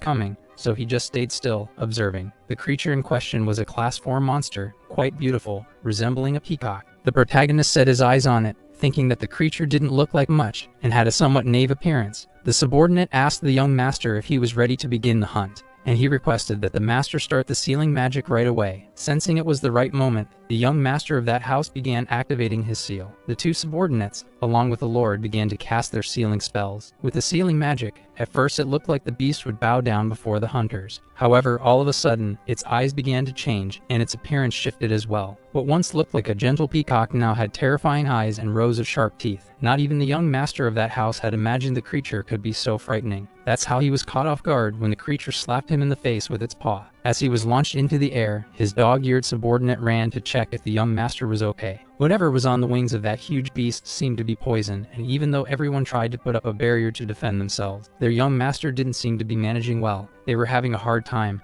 and the protagonist could tell. From a distance, he knew they wouldn't be able to hold him back, since he was completely out of his mind due to the aphrodisiac. The young hunter knew that, even though everyone had taken the antidote against the beast's poison, staying exposed for too long would be dangerous. The order was to hold the beast at all costs. However, the beast was completely disoriented, and its instincts now ruled above all else. The creature charged at the young master, and not even his subordinates could defend him. When he realized things were about to get serious, he shut one eye and raised his arm in front of his face. Something caught his attention. It was so surreal that he opened both eyes in that direction. His rival was saving his hide, saying that Count Tyreman's house was a failure and that it was a waste of time for a busy man like him to be helping. He then said that if the young man agreed to call him older brother, maybe he'd help. The young man tried to refuse, but the protagonist warned that they didn't have any more time to waste. Looking to the side, he saw that the subordinate was already being poisoned by the venom's strong presence. Grinding his teeth in frustration, he was ready to accept and call the protagonist Big Bro. With all that, Christian wanted him to keep his word after being saved, and so he struck the beast with his sword, making the creature submit to him temporarily. Then he used the sealing symbol in front of the young man, showing he could also use spells. And it wasn't just any magic, it was the sealing magic used by that family. The young man was intrigued, since he had only seen it once before in front of his rival. Or maybe the protagonist thought it was just lame of his rival to think only he could do such a thing. He even mocked it, saying that intermediate sealing magic wasn't that complicated. He continued holding that moving rope, covered in magic and thorns. And not just that, he managed to mount the wild beast and now dictated its fate. With swift steps, he rode the creature away from that place. The young lord of that region tried to warn the protagonist that he was heading in the direction of Gehenna, but the protagonist knew that very well, and so he just looked back briefly. In no time, the fierce beast entered the cave, and its behavior began to shift. Although it was already crazed, it seemed somewhat different as soon as it saw the red circle. The protagonist asked the beast if this was the first time it was feeling the true evil of Gehenna. He told the creature to feel a deep fear and enjoy every second of that emotion. That beast seemed to go into total ecstasy when faced with such horrifying fear. Within moments, its eyes turned golden, and it began to drool excessively. And as that was happening, the protagonist was ready to draw his silver dagger. After grabbing it, he plunged the dagger, causing a fatal wound to the creature. As he made that extremely calculated move, the others managed to catch up to him. The young lord of those lands warned that this was the most dangerous cave and they should leave. Meanwhile, the protagonist pretended to be retrieving something from within the fallen creature and said the young lord was too cowardly. Then he pulled the sphere out of the beast and handed it to his rival, saying it was a sacred orb. With the orb in hand and offering it to the rival, the young man noticed it wasn't ebony, but rather sacred silver. That left the young man quite disappointed, as it wasn't what he had been expecting. A close friend of that young master said it was all that bastard's fault for interfering. Even so, the rival was grateful for what the protagonist had done by saving his vassals. He was also happy because, thanks to the protagonist, they had made it through without any serious casualties. Christian listened silently, knowing he was the main culprit, and had also traded the ebony for the silver. He thought that since he had already started, he might as well go all the way, so he pointed at the spoiled brat and demanded he keep his word. From that moment on, he should call him Big Brother just as they had agreed, and he shouldn't break the promise. While the two were stuck in that standoff, a powerful pressure was felt by everyone. The young master's vassals were all on the ground. The pressure was so great that they couldn't withstand it. The blonde youth stared in confusion, unable to understand what was happening, while the protagonist knew exactly what was about to occur. That was the presence of a true demon, the most relentless kind, and Christian could hardly believe his own eyes. Meanwhile, that monster was calling the humans little toys and saying it had been centuries since it had seen so many. The blonde youth stepped in front and told Christian to run. Since he was an outsider, maybe the monster wouldn't target him. But the protagonist wasn't interested in running. He knew very well that this was all the bat's doing. Christian realized he would have to deal with that winged spy, and so he drew his dagger. With incredible aim, he threw a strike at the spying bat and hit it. The dagger struck the center of that small red creature, shattering it into fragments. With that, Simon's privileged view was momentarily neutralized. The vampire butler didn't know when the young man had noticed his presence. Now that his familiar was destroyed, teleportation would be difficult. He would have to fly, which would take several minutes. He thought that if he arrived too late, there would be nothing left, not even the young master. With that in mind, the bat flew as fast as it could, hoping to make it in time before something worse happened. Once the bat disappeared, only the bloody dagger fell to the ground. The protagonist declared that he didn't like being watched by anyone. The demon thought the boy was stressing too much for someone whose days were numbered. Christian knew, judging from the demons he had faced back when he was still Chris, that even if it was a low-ranked demon, this one had to be at least rank 5, but he wouldn't be afraid. To ensure he wouldn't be watched by anyone, he cast a spell on the two vassals of the blonde boy. The youth turned to look at the protagonist in confusion. They were supposed to be on the same side. The protagonist's first strategy was to knock all three down with his magic, but the blonde boy put up a fight, so he had to do it by hand. He had to locate him to make sure he wouldn't interfere with what was about to happen in the battle against the demon. Because of that, the demon misunderstood and thought the man was so desperate he was willing to sacrifice the others. So the demon became interested in receiving them as offerings and decided to spare his life. The protagonist said he had a rule. He didn't get involved with filth like that demon. The demon thought the line was overused but had to admit it was effective. Still, he believed that the sacred sword, which Christian hadn't even been able to wield, was just junk and couldn't help him. However, when the demon attacked, the protagonist managed to defend himself using that very sword which had been called junk. At first the demon's blow was too strong for Christian to handle. From the look in his eyes though, it seemed he had a plan to neutralize that demon. The demon, thinking he had already won, simply grabbed him by the arm. He looked at the young man and said that if he made the offering, he could go live out his pathetic little life in peace. But with a smile, the protagonist asked if he really thought only people like him could use the sacred sword. In one quick move, he managed to break free from the giant demon and jumped skillfully to the ground. Once on the ground, he accessed his golden energy core. From that moment on, he would no longer use demonic magic,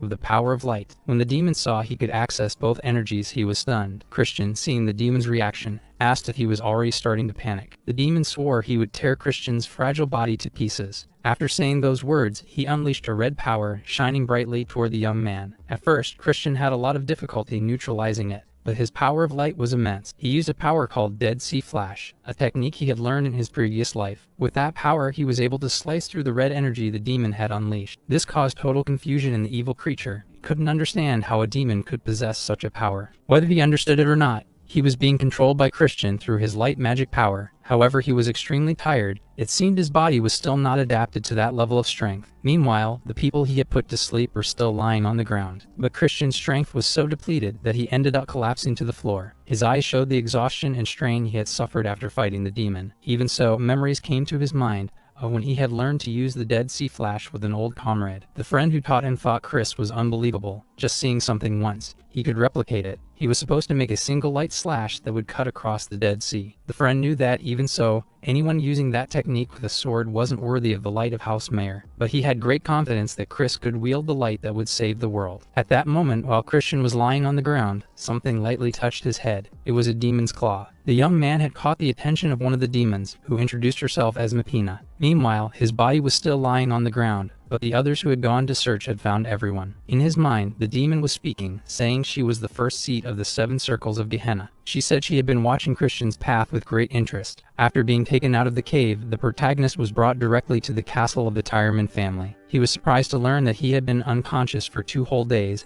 and imagined he might have done something important during that lost time. Despite the frustration, at least his body was intact. His mind was already functioning again, as he immediately began searching for the ebony fragment. Rummaging through his things, he found everything carefully arranged on the bedside table, exactly as he had left it. That's when he remembered Mapina, the name of the demoness who had contacted him so unexpectedly. He knew that some demons, upon recognizing promising talents still young, offered blessings from the higher ranks of hell, but that didn't worry him. Even if she was from the 7th circle of Gehenna, she didn't seem that impressive. Just then, the door opened, revealing the Lord of the Land, visibly pleased to see that Christian had awakened. Beside Count Tyreman was his son, the blond young man who had also survived the demonic assault. Both respectfully greeted him. The Count asked Christian to remain lying down, as he only wanted him to listen carefully to what he was about to say. He explained that the previous day, a detailed investigation revealed that the demon had been summoned and had not appeared of its own will. Even so, the danger was real, and the destructive potential that creature could have caused was unimaginable. Christian knew that if he told the truth and said he had defeated the demon alone,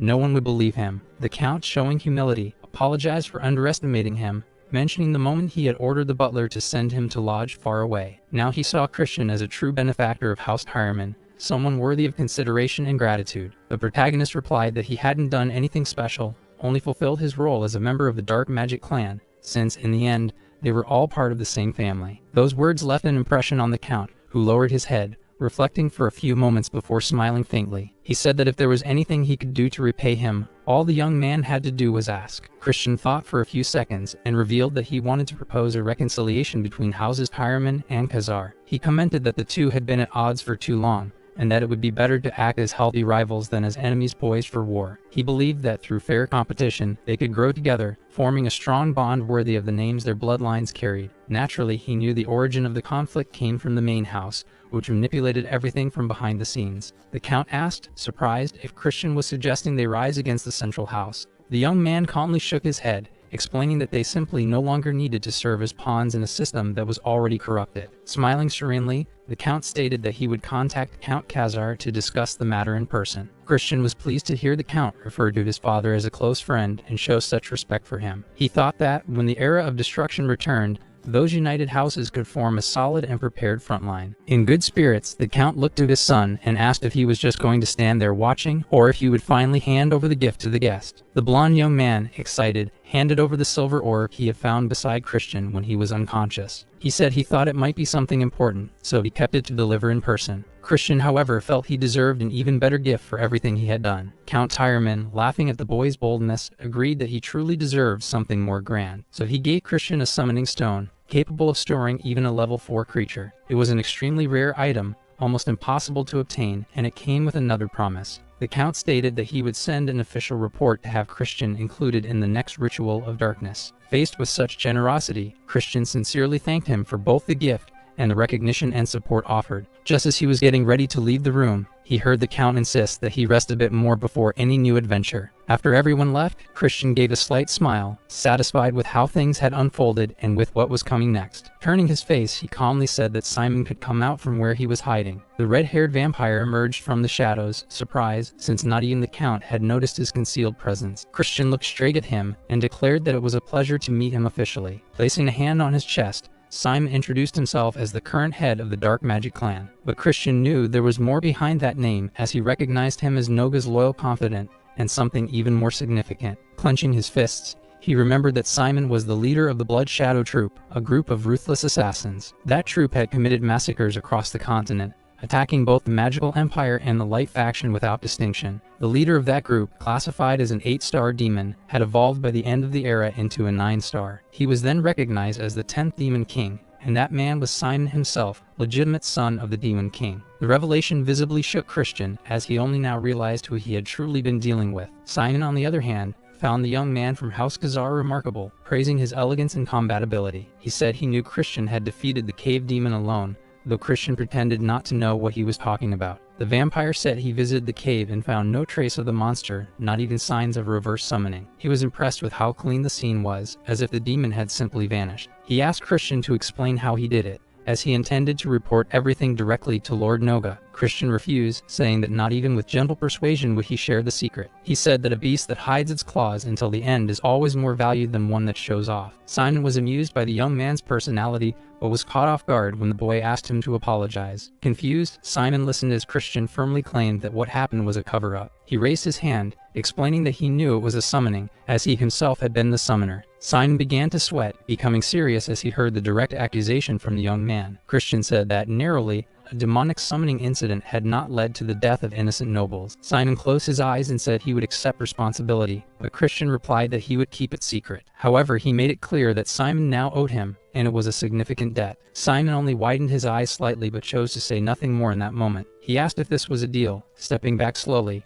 trying to grasp the young man's intentions. Christian said he could call it whatever he wanted, and Simon, smirking, agreed before disappearing into the shadows. Still lying on the bed, Christian heard the vampire's voice saying he would eagerly await his visit to the main mansion. He knew that Simon would play a central role in the coming era of destruction, and that meant it was essential to maintain a good connection with him. After that experience during the hunt, the young Messie's personal maid was diligently packing his bags. Everything was ready for them to depart, and just as he was about to leave, something unexpected happened. Althos decided to enter the protagonist's room before the departure, taking the liberty of stepping through the door unannounced. As soon as he walked in, he came face to face with the demon maid and Christian, who seemed to be in high spirits. However, the true reason for the visit was to warn Christian about something he thought was important. He said that, even if Christian might already know, it was worth emphasizing for his own good. Althos revealed that the one opposing his participation in the sacred ebony ritual was Lord Rowan. He mentioned that, although they were in the same rank, Rowan had access to much higher quality elixirs. He stressed that, to most people, Christian was nothing more than easy prey to be eliminated. But Christian didn't see things that way and declared that he wouldn't allow black magic to be monopolized so easily. Althos insisted that he meant no harm. He only asked that Christian refrain from participating in the ritual this time. He truly seemed to be speaking out of concern, although Christian didn't seem to take it seriously. The blonde youth grew irritated, feeling slighted after going through the trouble of coming to warn him in person. He thought Christian was just an arrogant brat. While Christian asked Maya to get ready, calmly Christian placed a hand on Althos' shoulder and asked him to think things through before doing something he'd regret. Back at Count Kaiser's residence, Christian's younger brother was clearly upset. He was eager to train with his brother, but as soon as Christian arrived, all he did was head straight to the training room. Still, the younger brother ran to him, calling him Honorable Big Bro with shining eyes. He reminded him of the promise, saying they had agreed to duel as soon as they got back. Christian looked at the boy and noticed how much he had grown, already reaching mid-rank 2. He knew his brother would also be participating in the ritual of the sacred ebony, which could become a problem. So he told him they should wait until he finished his training, and only then could they duel. The younger brother replied that this time the duel would be completely different, and asked him to be ready. Then he turned confidently and walked away, leaving the protagonist silently watching him. At that moment, Christian remembered someone else who also took promises seriously. That memory strengthened his determination to protect everything he believed in. In the training room, already sitting on his bed, the protagonist held a sphere in his hands. As he observed it, he thought there were only 2 weeks left until the ritual of the sacred ebony. He seemed to be building up the courage to consume the sphere, hesitating for just a moment longer. And when he finally gathered enough courage, he took a bite. Despite the taste being absolutely awful, he immediately felt that it wasn't just the taste that was intense, but the energy within the sphere too. So he lay down and began channeling the energy coursing through his body as soon as possible. He focused on the energy that began to flow from the top of his head, much more intense than expected. The ebony sphere seemed to contain a fusion of light energy and the deepest darkness. He thought that maybe the ecstasy felt by the beast at death had fused into the essence of that matter. And that was why people said the human mind struggled to fully absorb ebony. But for him, it wasn't a problem, as his mind had been trained and prepared to deal with chaos. All that was left was to deal with the light energy, now that he had fully absorbed the dark energy. When the time came to channel the light, he had to take a completely different approach. Unlike most who expelled that energy, he gathered everything into the inner core of light. Suddenly, his eyes opened, glowing with an intense and radiant golden hue. In that instant, he felt the full magnitude contained in the ebony sphere and understood its true potential. 2 weeks had passed since the day the protagonist consumed the ebony sphere. At that moment, his younger brother was pounding hard on the door, eager to demand the promised honorable duel. Christian asked the boy to come in, and upon seeing him, he immediately noticed how much stronger he had become. This left him momentarily speechless,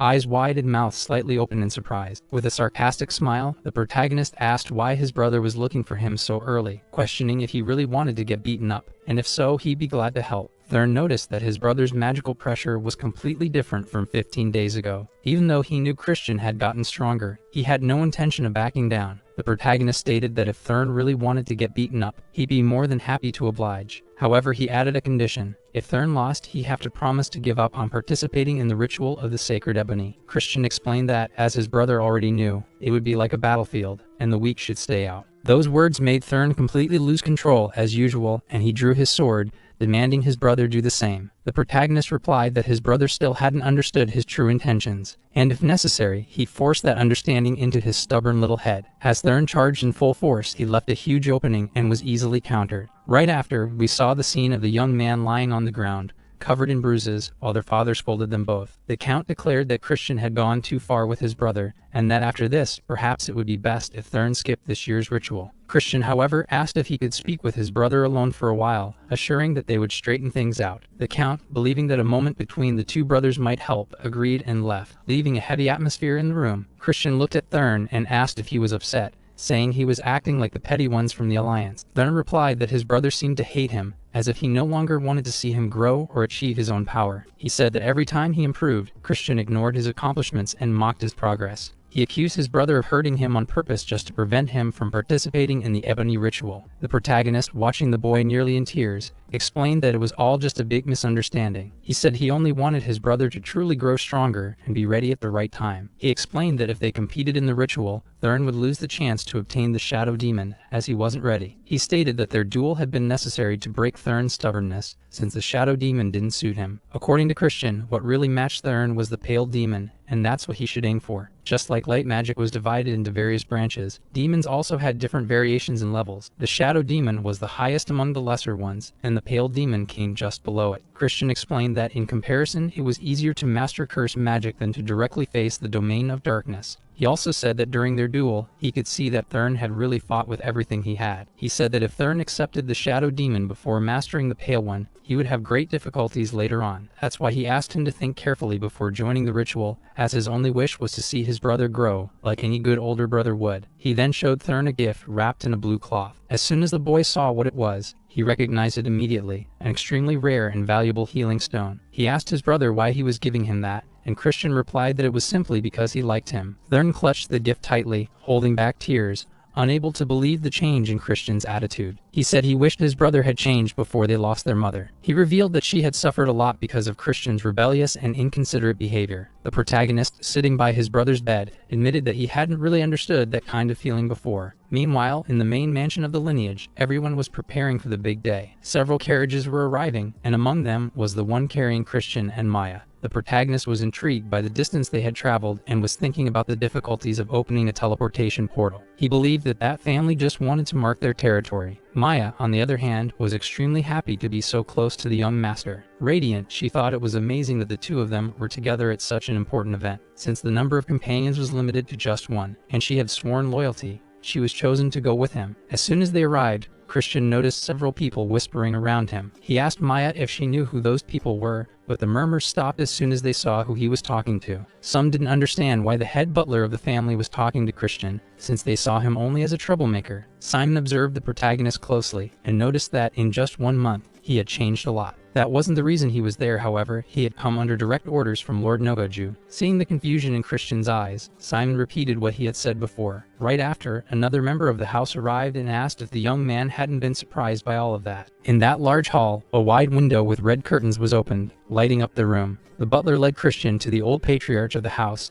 announcing that the visitor had arrived. The elder confirmed he had understood. He looked at Christian and said it had been a long time since he'd seen him, then released all of his magical pressure. Even with that gaze that seemed to pierce straight into his soul, the protagonist stood firm. Despite being an overwhelming presence, so intense he could barely stay on his feet, the protagonist believed that unleashing all that energy, even knowing others couldn't bear it, was something vulgar. So he clenched his fist and stood his ground, even though he could hardly remain upright. He greeted the Lord, saying he paid his respects to the great master of dark wizards. The Lord looked directly at him and asked if the sudden summons had scared the boy, but Christian replied that he had already expected to be called, since he was a rising star. The Lord agreed, saying that even Marion and Simon hadn't stopped praising him. However, that man had a different perspective. He thought that maybe, just maybe, the young man could live up to his expectations. Faced with those words, the protagonist remained silent, simply waiting to hear what would be said next. The man commented that no matter how promising a seed may be, no one could ever truly know how it would grow. It might end up being just a weak sprout that barely emerges from the ground before withering. However, the protagonist saw things differently. He acknowledged that the man's words weren't exactly wrong. Still, he was fully convinced that this sprout would defy expectations and grow into a mighty tree, or perhaps even more, become the very sky that looms above the trees. But in the end,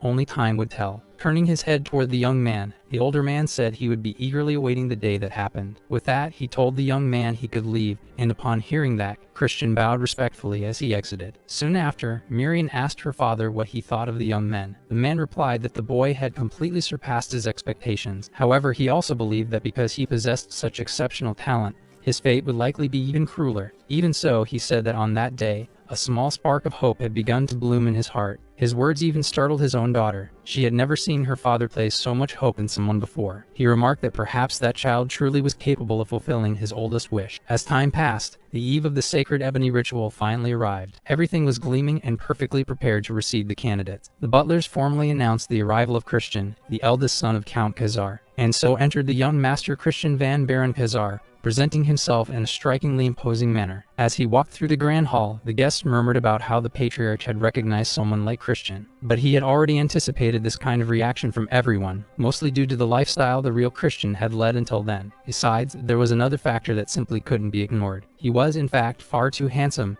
and that also drew a lot of attention. Spotting a waiter serving wine, he quickly grew curious and asked if it was an alcoholic beverage. The glasses on the tray had caught his eye, especially because of the strawberry liquor they held. However, he wasn't allowed to be served, as he was not yet old enough to drink. Instead, they offered him a refreshing ginger soda, a beverage more appropriate for his age. Still, that left him indignant. He thought demons didn't need to be such uptight rule followers. While he was thinking about that, he heard the announcement that the young lords and ladies were entering. He turned his head to look. The door, maintaining a sense of mystery, slowly began to open. From it emerged the lords and ladies. The four of them paraded out as if they truly were the crown jewels of the ceremony. The first to enter was Ashid of Barum. He was the second prince, someone Christian definitely didn't want to clash with. Next was Urian of Barum, the first princess, someone he had been warned to be extremely cautious around. And third came Jupine of Barum, the second princess of the house, a young woman ahead of her time. Lastly came the third prince, Misak of Barum, a person who had remained a complete mystery until now. Thus the four passed close to Christian,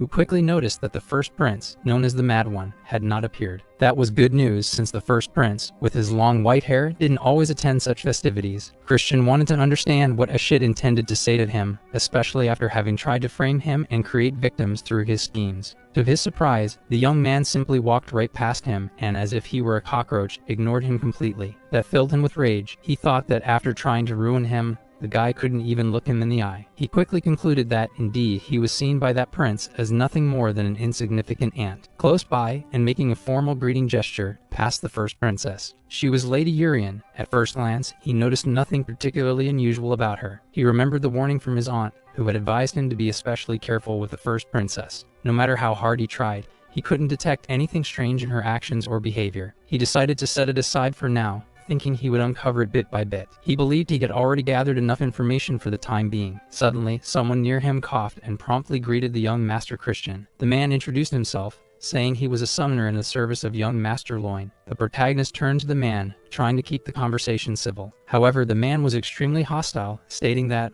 unfortunately, he had heard that someone completely unqualified would be taking part in the event. Naturally, Christian asked if that weak participant happened to be him. The man, without hesitation, confirmed it and said that, if it wasn't him, he should prove otherwise right away. Christian realized who the true rival was. He was watching him from above, full of contempt. It was the young Master Loin, who stared at Christian with pure hatred in his eyes. As he thought about it, the protagonist wondered why, if that young man had so many complaints, he didn't come speak to him directly. Placing his ginger soda on the table, Christian decided to save the best for the day of the ritual. For now, he preferred to provoke the guy a bit more, saying he wouldn't even need a weapon to deal with him. The man, visibly irritated, claimed that Christian would deeply regret everything he was saying, though the young man still wore a completely mocking expression. He was also being closely watched by the two princesses, who gazed down at him as if he were a mere insignificant being. Of course, he took the opportunity to carefully observe the way the first princess was staring at him. The guests simply couldn't believe that a summoning was being performed right in the middle of the ballroom. Looking closer, they noticed that the summoner was being scolded by several spirits who were trying to hit him in a chaotic frenzy. Meanwhile, elsewhere, someone was getting a massage and being treated like a true lord. That's when everyone realized that the real official spirit summoner had been the one responsible for calling forth those entities. He was the one who had originally summoned the evil spirits and directed them straight toward Christian. The young man, with just a simple movement of his finger, managed to completely transform the spirits. He had taken total control of all the entities with a single effortless gesture. Now Christian stood up,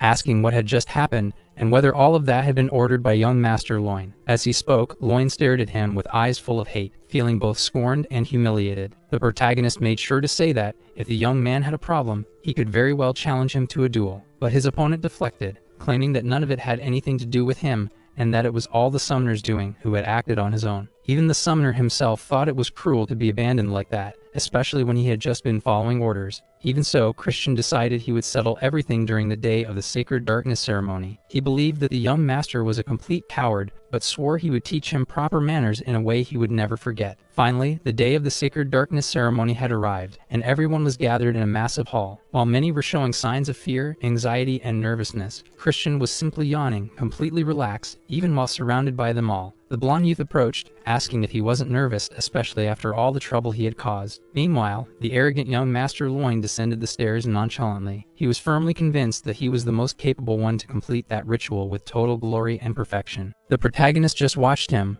already thinking they'd settle things right after the ritual. Soon after, someone announced that the ritual was about to begin and asked if all participants were present. He then introduced himself as Sebastian, the assistant butler in charge of the main mansion. He informed everyone that from that moment on, he would be the one guiding the young participants to the sacred site where the ceremony would take place. In front of them all, Sebastian conjured up a kind of illusory portal resembling a basement, or perhaps an alternate dimension. The protagonist knew very well that, in truth, it was just an illusion, a sort of virtual space created specifically for the ritual. At the lead was Sebastian, moving with his staff in a remarkably swift manner, just like a real elf should. So fast, in fact, that the others began to fall behind, forced to rush so they wouldn't get lost along the way. Thus, most panicked, running like madmen, afraid of being left behind and failing the exam. On the other hand, a few kept their composure, moving quickly but with control and focus, following Sebastian closely. Only a very small number could keep up with the pace, step by step, of the one leading them. Meanwhile, most of the participants were sweating heavily, thinking the whole thing was far too irrational to comprehend. The deeper they descended underground, the steeper and more difficult everything became. Even the little blonde and the young master, who considered himself the best of all, couldn't make sense of that absurd slope. Still, everyone kept going down, until Sebastian looked back and ordered everyone to hurry up immediately. He warned that the floor wouldn't support them for much longer, and as soon as he said that, some of them began to plunge into the void. There were those who, upon looking back and seeing the others falling, were thrown into utter despair. That test, beyond demanding physical endurance, was also extremely psychological, and anyone with a weak mind would surely be unable to withstand it. Sebastian noticed they were far behind schedule and therefore ordered them to pick up the pace even more. That forced everyone to run even faster, trying not to be left behind. After some time, most had already fallen, defeated by their own illusions and inner weaknesses. At that moment, young Wayne looked satisfied, believing that most of the useless worms had already been eliminated. However, when he looked to the side and realized that Christian wasn't even sweating, he was utterly shocked. The protagonist simply stared back at him with a mocking smile, making it clear that this was incredibly easy for him. Provocatively, he asked Wayne if he was tired, saying that, in the end, he seemed strong only on the outside. He remarked that, being from the main bloodline, Wayne probably relied more on expensive potions than actual training. Anyone with a weak mind would suffer physically, since moving linearly through an illusionary space was extremely draining. But for Christian, getting tired was not an option. No matter how much effort was required, all he needed to do was slightly distort the space magic formula, and everything became simpler. Meanwhile, Sebastian, looking back, noticed that the young man was progressing through the trial with complete calm and ease. He knew perfectly well that this was Christian, the young master everyone had spoken so poorly about. Only a few had managed to make it through the corridors up to that point. The place was extremely dark, so they had to light several candles and lamps to illuminate the circle where everyone was supposed to gather. The four who adapted best to the test were now gathered around Sebastian, awaiting the next stage. Meanwhile, Christian asked the blonde boy if he was doing okay, adding that maybe he should have trained a bit more. Suddenly, a voice spoke to them. It seemed to come from a magical stone that was slowly taking on a more defined shape. The protagonist watched carefully as a bright light began to shine over all of them, announcing that this was indeed a sacred place. Soon, that presence took physical form, introducing itself as the administrator of that space and welcoming all the young masters. That entity informed them that the young masters, along with the third demon lord currently in power, would have the chance to acquire a powerful dark mage. With that, an ancient magic was activated, and a magical arrow began to point out the path meant for each of the participants. The administrator began casting a spell on all the candidates, marking each of them appropriately. He explained that the amount of power available there wasn't enough for all the young masters to share. In addition, the beasts that inhabited that place would be responsible for testing whether each young master was truly qualified. Upon hearing that, Christian raised his hand and asked bluntly if what he meant was that whoever arrived first would get everything. The administrator, looking at Christian, acknowledged that, as expected, he was extremely sharp. He then asked whether, if something unexpected were to happen to the other competitors during the ritual, it would result in disqualification. The administrator replied that, since the paths were different and separated, it was unlikely they would cross. A countdown began, making it clear that they shouldn't waste time getting into conflicts with other participants. Everyone was already properly prepared, and the administrator emphasized that each one should focus solely on their own safety. Young Master Loin could barely contain his excitement, waiting for the moment when they would all be sent to their assigned paths. When the moment finally arrived, the administrator wished them all good luck, and each of them dashed toward their designated route. In the center, only the administrator and Sebastian, the goblin responsible for leading them to that place, remained. Sebastian, curious, asked the entity if it wanted to place a bet on who would win the competition. The entity, which until then had been very serious and silent, considered whether it should at least enjoy itself a little and accept the bet. Meanwhile, the contest was growing more intense, and the candles continued to burn, dimly lighting the tense environment. In a long, well-lit corridor, some of the young masters were running hurriedly toward their respective destinations. At the end of one of the doors, there was a deep darkness from which several glowing eyes could be seen watching those who approached. In front of the door, a massive creature appeared with at least 4 eyes. It growled menacingly, making it clear that it was extremely savage. It was ready to face any young master who dared to cross through that portal. For participant Wang, that didn't seem like such a big challenge. He gathered energy in his hands and began facing the wild beast. He believed it would be easy for him. However, he truly hoped from the bottom of his heart that it would be extremely difficult for Christian, even wishing for his failure. In fact, he found amusement just imagining his rival completely crushed, desperately fighting for his life. Originally, all paths were supposed to be the same length and have balanced trials. However, one of the responsible sorcerers had been bribed and therefore placed much stronger beasts along Christian's path. Now he would have to face extremely powerful monsters both in the west, the east, and the south. Everything had been coldly calculated so that Christian would suffer a tragic accident during the ritual. If something happened to any participant during that ceremony, no one would question it. That place would simply become Christian's grave. When he finally reached the gates he believed led to the sacred land, Loin was pleased, certain he was the first to arrive. However, he heard a familiar voice. It was Christian, who said he was late and asked what had taken him so long. With his arms crossed, Christian claimed he was almost dying of boredom from waiting. In disbelief, Loin asked how he had managed to get there so quickly. Bringing a hand to his mouth, he muttered that it was impossible. After all, there were incredibly strong monsters along that route. With a light, provocative smile, Christian replied that now everything made sense. He finally understood that Loin's level wasn't all that high after all. It was clear to him that it had just been a poorly executed setup, something the young lord didn't like hearing one bit. Christian then warned him that for a while they'd be alone there, and that was more than enough time to teach him some manners. He clenched his fists, ready to fight. Loin claimed he was prepared, since it was forbidden for competitors to fight during the ritual. However, he argued that if it was for self-defense, there would be no penalties, so he decided he would crush Christian right there. But when he tried to land the first blow, Christian simply dodged, as if it were the easiest thing in the world. The protagonist quickly realized his opponent was using martial arts, combining close-range bursts of magical power with physical combat techniques. He was using joint locks and fast strikes to try and neutralize his opponent. However, no matter how many times he tried, Loin just didn't realize it was pointless. Christian would dodge as many times as needed. The young master started to lose control, cursing and getting increasingly furious, convinced he'd eventually catch Christian off guard. Christian, on the other hand, took advantage of the fact they were alone, and raising his hand, seriously considered that this was the perfect moment to put him in his place. Smiling wickedly, he said that young lord really was very naive. Then he made an unexpected move. He grabbed his opponent's hand and squeezed with tremendous force, making it clear that his intention was to teach him a lesson, practically. And to educate him, he decided it would be necessary to break his arm. The pain surely would make the rival learn something. Christian even warned him that if it hurt, he could cry all he wanted. And without delay, he simply broke the opponent's arm. The young lord screamed in pain like he had never experienced in his life. Completely shaken, he let out an agonizing scream that quickly drew the attention of those nearby. Soon after, the little blonde showed up in a hurry, having heard the screams,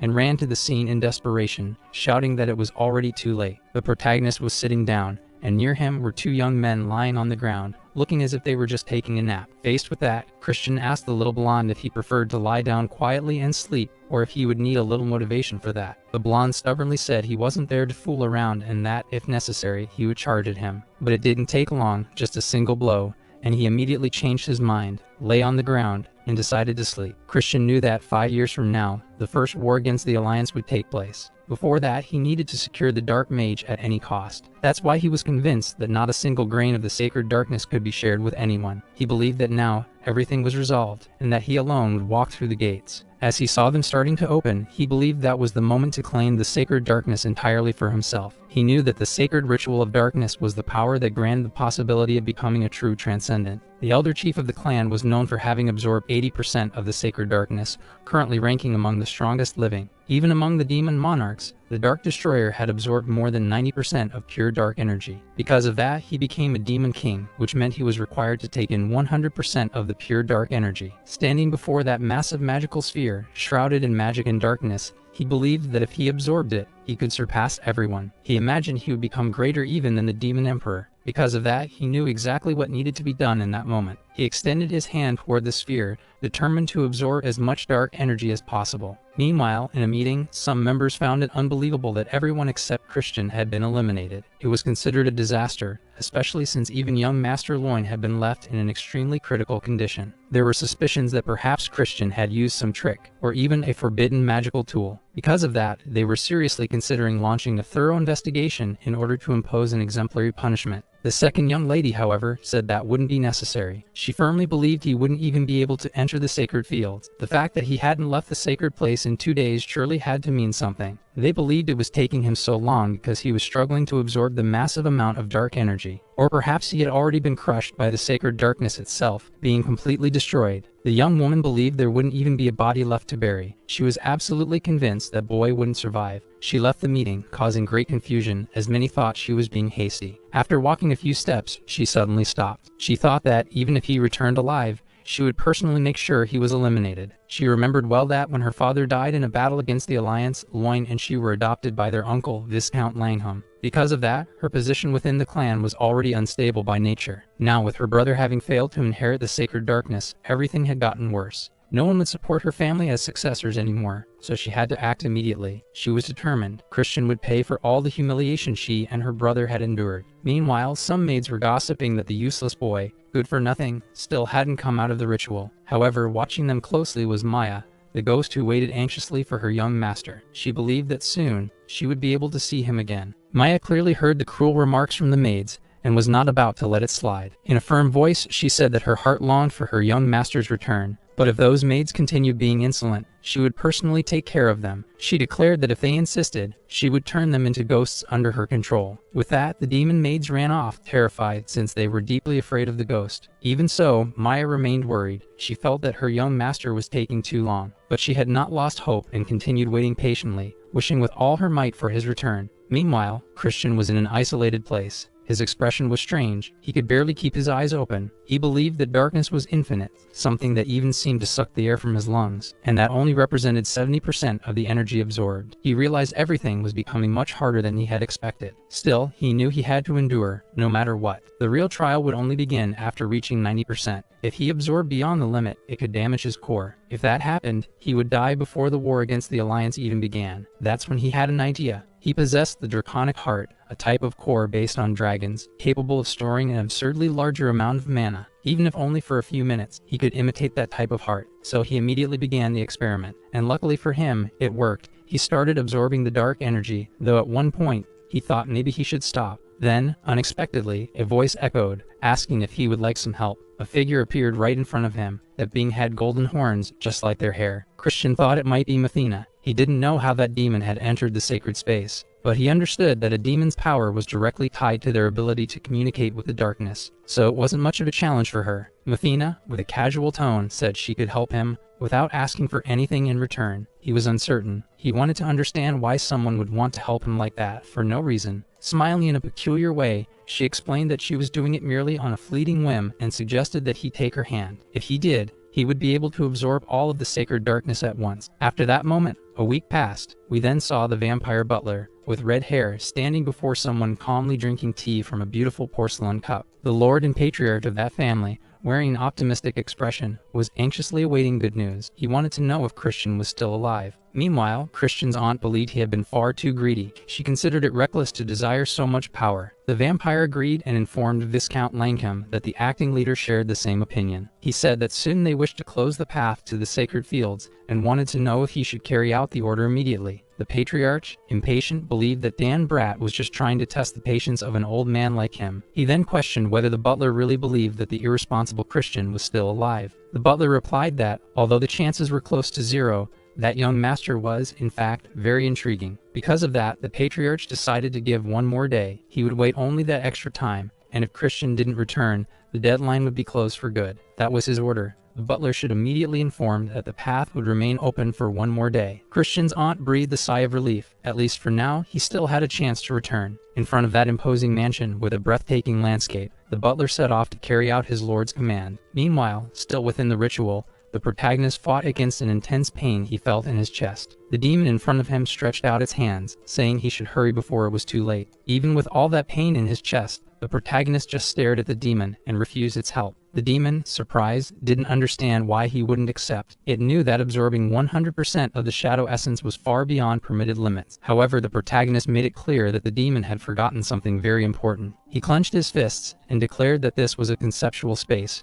which made the demon realize he wasn't just an ordinary mortal. It had to see with its own eyes. In that moment, the protagonist began to radiate an intense light, making it clear what he was about to do. She observed closely every detail of the transformation he was undergoing, now with demonic eyes. Soon, large reddish horns sprouted from his head. In a short time, the demonification was complete. It was the secret technique of the mystical bloodline, a forbidden magic, in which a mortal temporarily transformed into a demon in order to withstand explosive power. However, it was so destructive to the caster's body that, in the past, even Lena had died after using it. Yet, by removing all spells that strengthened demonic energy within that conceptual space, it would be possible to create only the vessel without any penalties, and that was exactly what the protagonist did. After that, he began absorbing more than 90% of the shadow essence. Perhaps he could absorb it all. Meanwhile, that demonic being couldn't believe what she was seeing. She stood before the legendary black crescent moon. How could a mere mortal insect have transcended his own physical body? Now she was even more curious about him. He, on the other hand, asked arrogantly if she didn't know he was a genius. At that moment, he had every reason to consider himself reckless. After all, he had just proven it through his actions. Then he said he was leaving.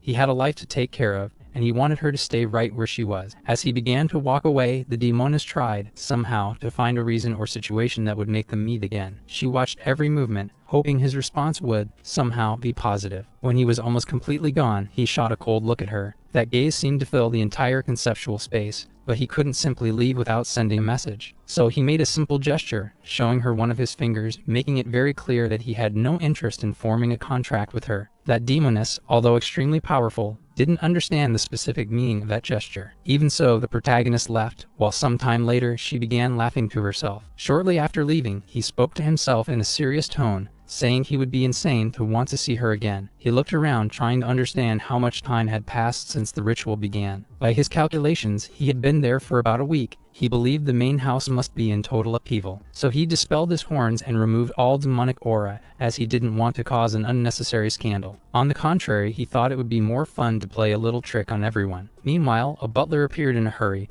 bringing the news directly to the Marcus. He reported that young Christian had returned, and everyone at the meeting table could hardly believe what they were hearing. The Marquis, however, knew that the news must have more to it, so he asked the butler to explain further. That interim patriarch of the dark bloodline, Lynam de Barum, listened carefully as the man reported that the boy had survived. However, he survived by a thread, and was in a state of extreme exhaustion. Those were the healer's own words. They said he seemed incapable of properly controlling his own energy. Everyone present at the meeting believed that absorbing more than 80% of the shadow essence had been pure greed. Now they believed that because of his irresponsible behavior, everyone had lost an immense amount of essence and that he should be punished. The Marcus seemed to agree with everyone, but asked them to leave, saying he would hold another meeting later. Once only he and his son remained, he asked if everything he had heard was really true, while the son stood silently by his side. The young man simply tapped his fingers on the table, waiting to hear the full truth about Christian's core. He replied that he had been with the healer, and it seemed that, indeed, what had happened was serious. That useless boy's core was truly damaged. In silence, the Marquis continued tapping his fingers, now more forcefully, against the table. The young man simply watched attentively, waiting to see what his father's next move would be in light of that situation. The man, in turn, stared fixedly downward, as if searching for some kind of answer on the surface of the table. The longer the silence stretched, the more the boy remained still, simply watching with his head slightly lowered. However, when Loin's name was mentioned, the young man immediately showed interest in the conversation. The Marcus' plan had been to use Loin as an heir, while also making him a sacrifice in the venomous bloodline scheme. The man's strategy had included eliminating both Loin and Jupin at once, but everything had failed. Now, on top of that, he had to deal with Christian, who was starting to catch the attention of the family's patriarch. The Marcus' second son observed everything quietly, while his father remained tapping on the table, deep in thought. At last, the Marcus' order was clear. Christian was to be taken to the Hall of Shadows the next day. He would decide that boy's fate in front of all the vassals. It would be a public humiliation, which he was determined to make Christian face.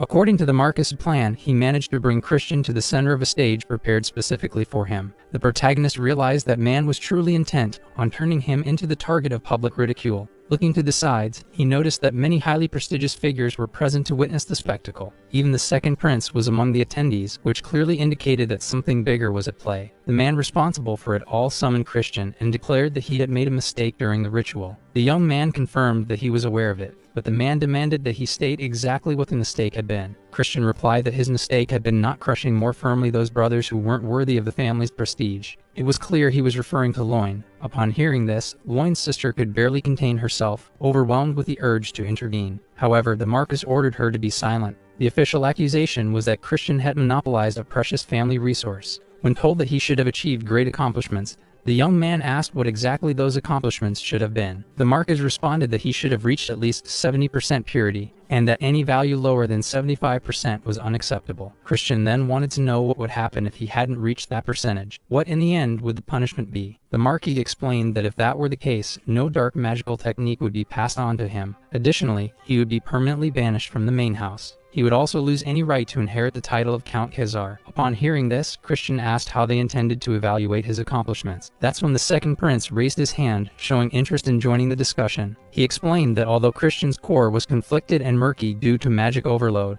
it was still possible to assess its purity. He said that in a direct confrontation, even with 70%, the quality of magic could be judged. This was because, when the amount of mana was equal, the wielder of dark magic would always prevail, provided their purity was higher. In other words, that type of combat was an effective way to destroy an opponent's core. The protagonist quickly realized that man was even more despicable than he had imagined, but he accepted the challenge. However, he imposed one condition. He would demonstrate a sufficiently high-level accomplishment, but in return, he demanded to be allowed to take part in the succession trial for the title of young master. At first, everyone appeared surprised, but the second prince agreed. The Marquis's second son stated that in that clan, what mattered wasn't being of the main or secondary bloodline, but strength itself. He warned Christian that during the magical conflict, he should release only the necessary amount of energy. He cautioned that if he mismanaged his mana, it could permanently damage his core. He also said that even if there was a difference in purity, Christian didn't need to worry, and thus the duel began. At first, their powers seemed evenly matched. Christian, however, just smiled and suggested that his opponent be careful with his precious core. Those words were not well received by the Marquis's second son,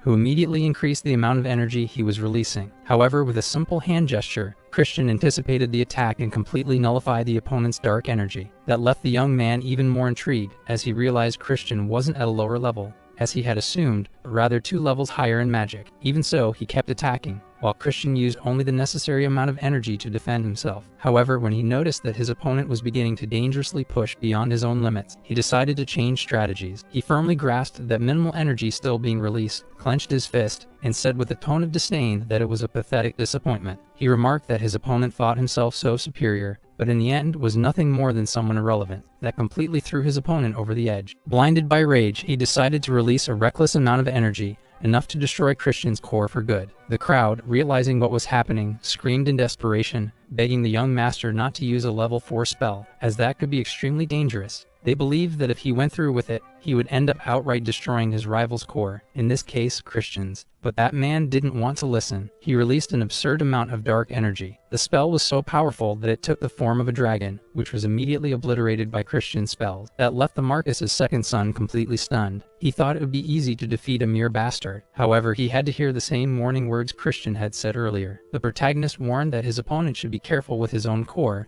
as things were going beyond the limit. Ashid, now desperate, watched as all that energy turned against him, without any chance to react. As soon as the magical thread snapped, he felt deep pain. His core was severely damaged. Several of those watching the duel clearly noticed the struggle the young master was showing. Nevertheless, Christian was displeased, as he had come very close to completely destroying his core. Even so, it was clear that the Marquis's second son had suffered serious damage. Still, he wiped his mouth, took a deep breath, and with difficulty, acknowledged that Christian had reached a purity level of 90%. Now it was confirmed, and everyone, even those who were against it, had to accept the fact that Christian possessed more than 90% dark purity. Smiling confidently, Christian stated that he now had the legitimate right to the title of young master. The Marquis, however, looked at him with complete indifference, making it clear he didn't want someone like Christian in the family's social circle. Wearing a serious expression and giving off a strange aura, he remained with his hands resting on the table, without saying a single word. Faced with this, the man began tapping his fingers on the table, showing a bit of anxiety. He stated that a deal was a deal. Christian could take the test to become the young master. However, the participation of someone from a secondary family was completely unprecedented. For that reason, he declared that the test method would be decided arbitrarily by him. First, the young man would need to prove his aptitude, and then earn the merits required to assume the title of young master. Still in that luxurious, brightly lit room, someone asked how exactly he was supposed to prove his aptitude. The man was direct. He said Christian had to reach level 3 within 3 months. To Christian, that was no problem at all. Being a genius, he believed it wouldn't be difficult to achieve that goal. The Marquis simply looked at him and declared that he would await his presence within that 3-month period. After that meeting ended, the Marquis remained seated in his armchair, sipping tea while scolding his son. He spoke to Ashid calmly, though it was clear how disappointed he was. Both of them knew the fault was entirely Ashid's, who had underestimated his opponent, and because of that had even severely damaged his own core. Even so, the Marquis believed the situation would soon resolve itself, because with 70% purity,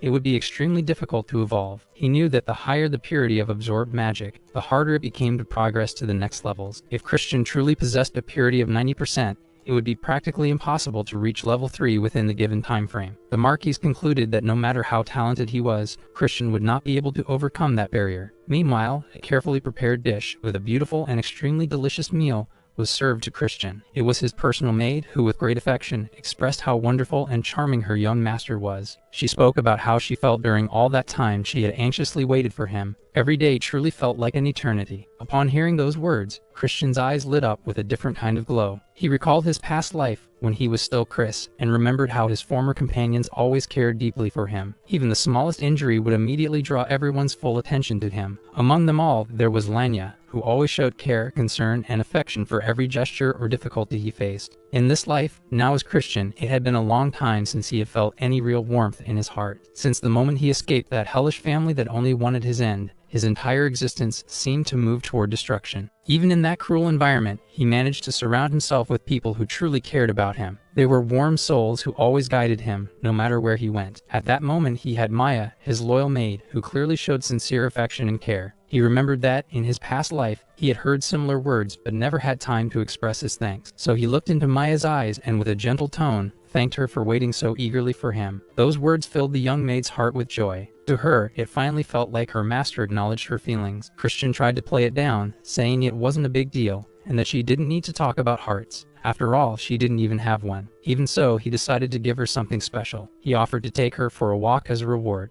That left Maya completely surprised and extremely excited, as it had never crossed her mind that she might get a chance to walk alongside her young master. She was so thrilled that she ended up startling him a bit, so with a smile, she asked that they hurry before she got even more carried away. They left the room and began walking through the immense garden of that colossal castle. She was so content that she started picking the most beautiful flowers she found along the way. Meanwhile, Christian simply watched her, admiring how happy she looked just walking beside him. He too was enjoying the moment. It had been a long time since he had felt such genuine peace. Reaching level 3 in 3 months wouldn't be easy, but he decided he would worry about that later. Suddenly, a voice caught his attention. It was his aunt, who wanted to know if he was still causing trouble. He greeted her politely, and she asked how he could go for a walk so casually given his current situation. Although he had thought she would be his tutor, she quickly informed him that she couldn't take on that role, but she would take him to someone else. She only asked that he follow her. With that, Christian turned and said goodbye to Maya, telling her he'd be going out and wouldn't return until night. The protagonist then followed her through the long corridors of the castle,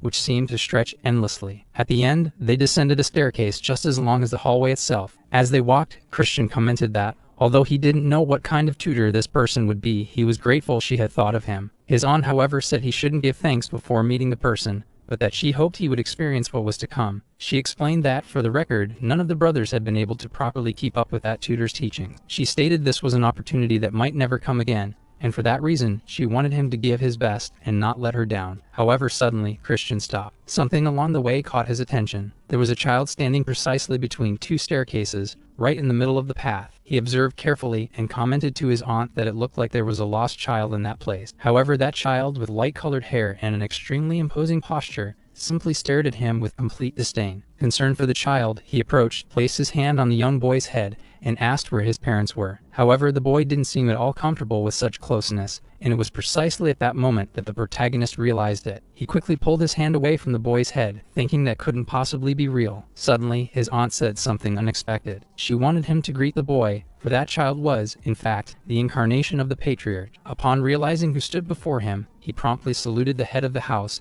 but the child's expression remained calm. He simply watched in silence, observing the demonic aura surrounding the young man, something that appeared absolutely extraordinary. He noted that the level of magical absorption in that body was astonishing, estimating it surpassed 90% of the available energy. The patriarch then confided that it had not been a wise decision. He said it would have been more sensible to absorb only around 80% of the sacred darkness, as he himself had done. He mentioned that even the family's ancestor, without the blessing of the Demon King's majesty, would never have reached such a level of power. Still, he assured him that the boy could use that power. All he had to do was take his hand, and part of the magic could be turned into void. After hearing what the patriarch had to say, the protagonist, with all due respect, asked to pose a question before accepting anything. He inquired whether that elder believed the family of dark demonic energy had weakened over time. His aunt immediately scolded him, saying that question was inappropriate. However, Christian explained the reason behind it. He wanted to know if the patriarch was implying there was a clear reason behind the decline in the family's prestige. The protagonist stated that there was. According to him, the bloodline of dark demonic energy had prospered more than ever, thanks to that patriarch's benevolence. Nevertheless, some demons still claimed the family was no longer what it once was, and that was due to a single reason: the lack of an absolute. a true warrior of 8 stars or more. As he spoke, the young patriarch continued just watching. Christian insisted, because he knew he was right. When the Demon King invaded his family's home, the former patriarch had already passed away. At that critical moment, there was no one of 8 stars to face the enemy. The presence of an absolute was essential to ensure the bloodline's survival. There was no way the head of the house could ignore that concern. The woman, observing everything closely, noticed when her father finally spoke. He said he understood the young man's restlessness. Even so, Christian continued. He wanted to know if the elder wasn't curious about the future, if he didn't wish to know what could happen from that point forward. He said he could be just a pawn in the hands of the main family, or transcend that challenge, just like a key piece in a game where limits couldn't be measured. A checkmate, winning a match on the very board itself. The patriarch smiled, finding the young man's words beautiful, but he warned him not to regret what he had just said. Then he opened a passage to another place. The protagonist, realizing what was happening, looked down, visibly alarmed. He even started screaming when he realized that portal was sucking him into another dimension. He was soon hurled into a completely different place, a vast forest under a dazzling blue sky. He then heard a voice from above saying his first mission involving dark demonic energy was about to begin. All he had to do was survive. As soon as he heard that, the protagonist felt a terrifying presence behind him. Turning around cautiously, he came face to face with a two-headed creature, drooling eagerly to devour him. While the young man faced that beast in this mysterious place, everything was being transmitted directly to the patriarch. The scene was displayed like a spectacle within his crystal sphere. His daughter suspected that, once again, her father was willing to restart that ancestral mission. She questioned him about the level 4 beasts, which made the patriarch want to make things even more difficult. He inserted a new enemy into that dimension, a stone lizard. Now Christian had something else to focus his attention on. The woman, realizing what her father had done, understood it was all a consequence of her own comment. She apologized in her mind, regretful. The patriarch knew that by fighting for survival, the boy would eventually come face to face with his true essence. Being on the brink of death made it easier to gain deeper and faster understanding of one's strength. Even so, he hoped the boy wouldn't suffer any serious injury. He sat down to watch everything through the crystal ball and decided to wait. He just wanted to relax and enjoy the show. He asked his daughter to bring him something tasty to eat, and she prepared a tray of sweets. Excited, he began to enjoy the treats, which had been his favorite since his youth. He said that whenever he used powerful magic, he ended up feeling an uncontrollable craving for sweets. Right afterward, he snapped his fingers and dimmed the room. He thought it was better to watch the display in a cozier atmosphere. As he settled in, all he wanted was to observe his grandson's training. He saw that now the boy would have to face not only the two-headed bear, but also the stone lizard. The protagonist, facing both enemies, thought that if he were struck even once, he might end up with a few broken bones. But before he could finish that thought, the lizard launched a greenish jet in his direction. It was poison. The protagonist, with agility and sharp reflexes, dodged the attack. Upon observing the tree that had been hit, he realized the liquid was not only poisonous but also corrosive. He imagined a single mistake had cost him his life. He tried asking the patriarch if he was listening to him, but the elder simply watched in silence, without answering. Meanwhile, Christian spoke to himself, saying he knew the patriarch would never give him a dead-end mission. His aunt, however, believed the grandfather wasn't as kind as the grandson thought. The young man kept asking questions. He wanted to know if the real goal was to make him figure out a way to defeat a magical beast infinitely more powerful than himself. The aunt, however, knew her father well and understood that, deep down, he just wanted to see his grandson get beaten up a lot. Even so, the young man was determined to discover how far his strength could go. And for that reason, he chose to face that fight against the two creatures. Now he would have to battle those beasts, but he was determined to win. He knew the power of those creatures was immense, and their speed was nothing to scoff at either. So he would need to pay attention to the smallest details, observe carefully, and find an opening to act. When that moment finally came, he would use his magic to neutralize them all at once. As the battle progressed, the patriarch observed the young man closely and soon realized he truly possessed an unusual talent. His movements were completely different from those who had come before. However, the aunt, deeply worried about her nephew, spoke to her father and asked him to go easy, as he was still just a child in the end. But soon enough, Christian showed that he hadn't come there to play. He was determined to take advantage of every inch of that space for his training. He left both his aunt and grandfather stunned by managing to bring down the first monster. Curious, the patriarch asked the young man how he had managed to capture that beast. Christian replied that the creature had high physical strength and solid defense, but it was slow and not very resistant to demonic energy. He explained that he took advantage of a moment of carelessness, a tiny opening, to strike precisely. At that moment, he injected demonic energy directly into the creature's heart. The woman was visibly shaken, as she knew that was the very technique her own father used in the past. Simon, who was also watching the scene, was impressed. That was dark annihilation. The butler, surprised, asked if that wasn't precisely the technique his master used to employ. But the patriarch was now more interested in seeing how the protagonist would deal with the second opponent, the stone reptile. that challenge would be even tougher. The stone lizard was agile, and on top of that, had a highly potent venom spray it could launch at any moment. That would make Christian's movements even more difficult, though he still needed to display all his agility and intelligence. However, the reptile had no intention of making things easier for the boy. Christian then devised a strategy. He knew the lizard had 3 rock-made hearts, which made it extremely resilient. Even if one of them were destroyed, the other 2 would keep the monster alive. So it was necessary to neutralize all 3 at once, or the creature would just keep regenerating. With that in mind, he opted for a different approach. He used his demonic energy to create a sort of net, like an ordinary trap, but with a far more specific purpose. The idea was to catch the lizard and restrain its movements long enough to destroy the 3 cores simultaneously. When the plan worked and the hearts were shattered at the same time, the reptile finally collapsed. Simon noticed that this was an adapted version of the dark annihilation technique. In short, everyone was thrilled to see the protagonist fighting like that. The butler, curious, asked if his master had taught that to the boy, but the patriarch replied no, as that was not a technique one could simply teach. The butler reflected that, if he kept going down that path, Christian might not even need to learn the traditional arts of demonic energy. Then the grandfather's voice echoed through the skies of the beautiful forest, announcing that the test had ended. With that, Christian was once again enveloped by a portal, and taken back to the room where everyone awaited him. While the patriarch praised him in a contained manner, the young man said he had learned something truly valuable. He thanked them for the opportunity, as he had understood for himself the practical applications of demonic energy. However, his grandfather didn't want him to become arrogant. He said that from that point on, the true transmission of the art would begin. He asked everyone to leave, leaving only himself and Christian in the room. The butler and the aunt obeyed, although the woman still seemed uncomfortable leaving her nephew alone. With the room silent, the patriarch began explaining the first stage of the transmission of the demonic art. Christian needed to understand, at its core, what demonic energy truly was. He would have to learn how to dominate the enemy through perfect darkness.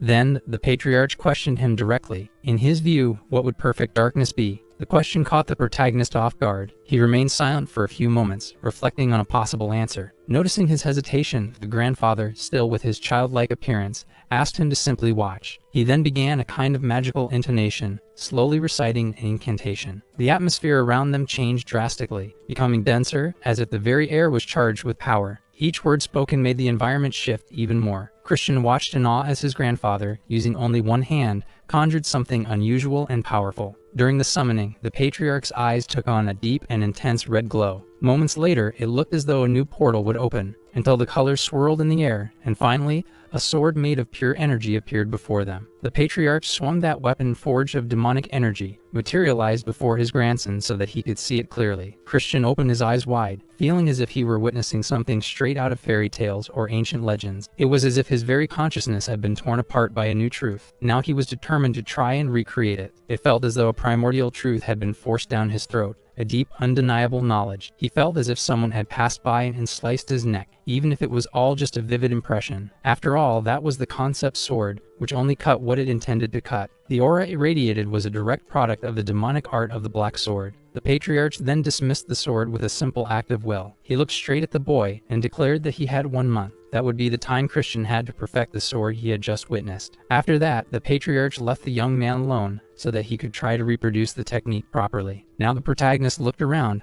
a bit confused and disoriented. He knew he needed to gather his thoughts and plan a way to reinvent that energy sword for his own use. During training, the protagonist felt the need to strengthen his body. With that goal in mind, he started running with the intention of exhausting his muscles to the limit. In addition, he began doing push-ups and other physical activities. However, upon examining his own physique, he realized it wasn't changing as much as he'd hoped. He figured he would have to push himself even harder in his exercises to reach the physical condition he wanted. So he understood that he needed to redirect his focus to the body and return to training with more discipline, while still trying to replicate the sword. After resting for a bit, he began training by gathering energy in the palm of his hand, attempting to recreate the sword he had seen. Despite numerous attempts, it would almost manifest. But then, moments later, it vanished as if made of mist. No matter how hard he tried, he still hadn't figured out the secret to making it last longer. As he had suspected, it wasn't going to be easy. There had already been many failed attempts. Even when he managed to summon it, he could barely maintain it for more than 10 seconds. On top of that, the sword he created looked completely different from the black sword the patriarch had shown so perfectly. He knew the darkness used was more powerful and essential, and so he recalled the words the elder had spoken. He remembered a kind of enchantment the man had recited,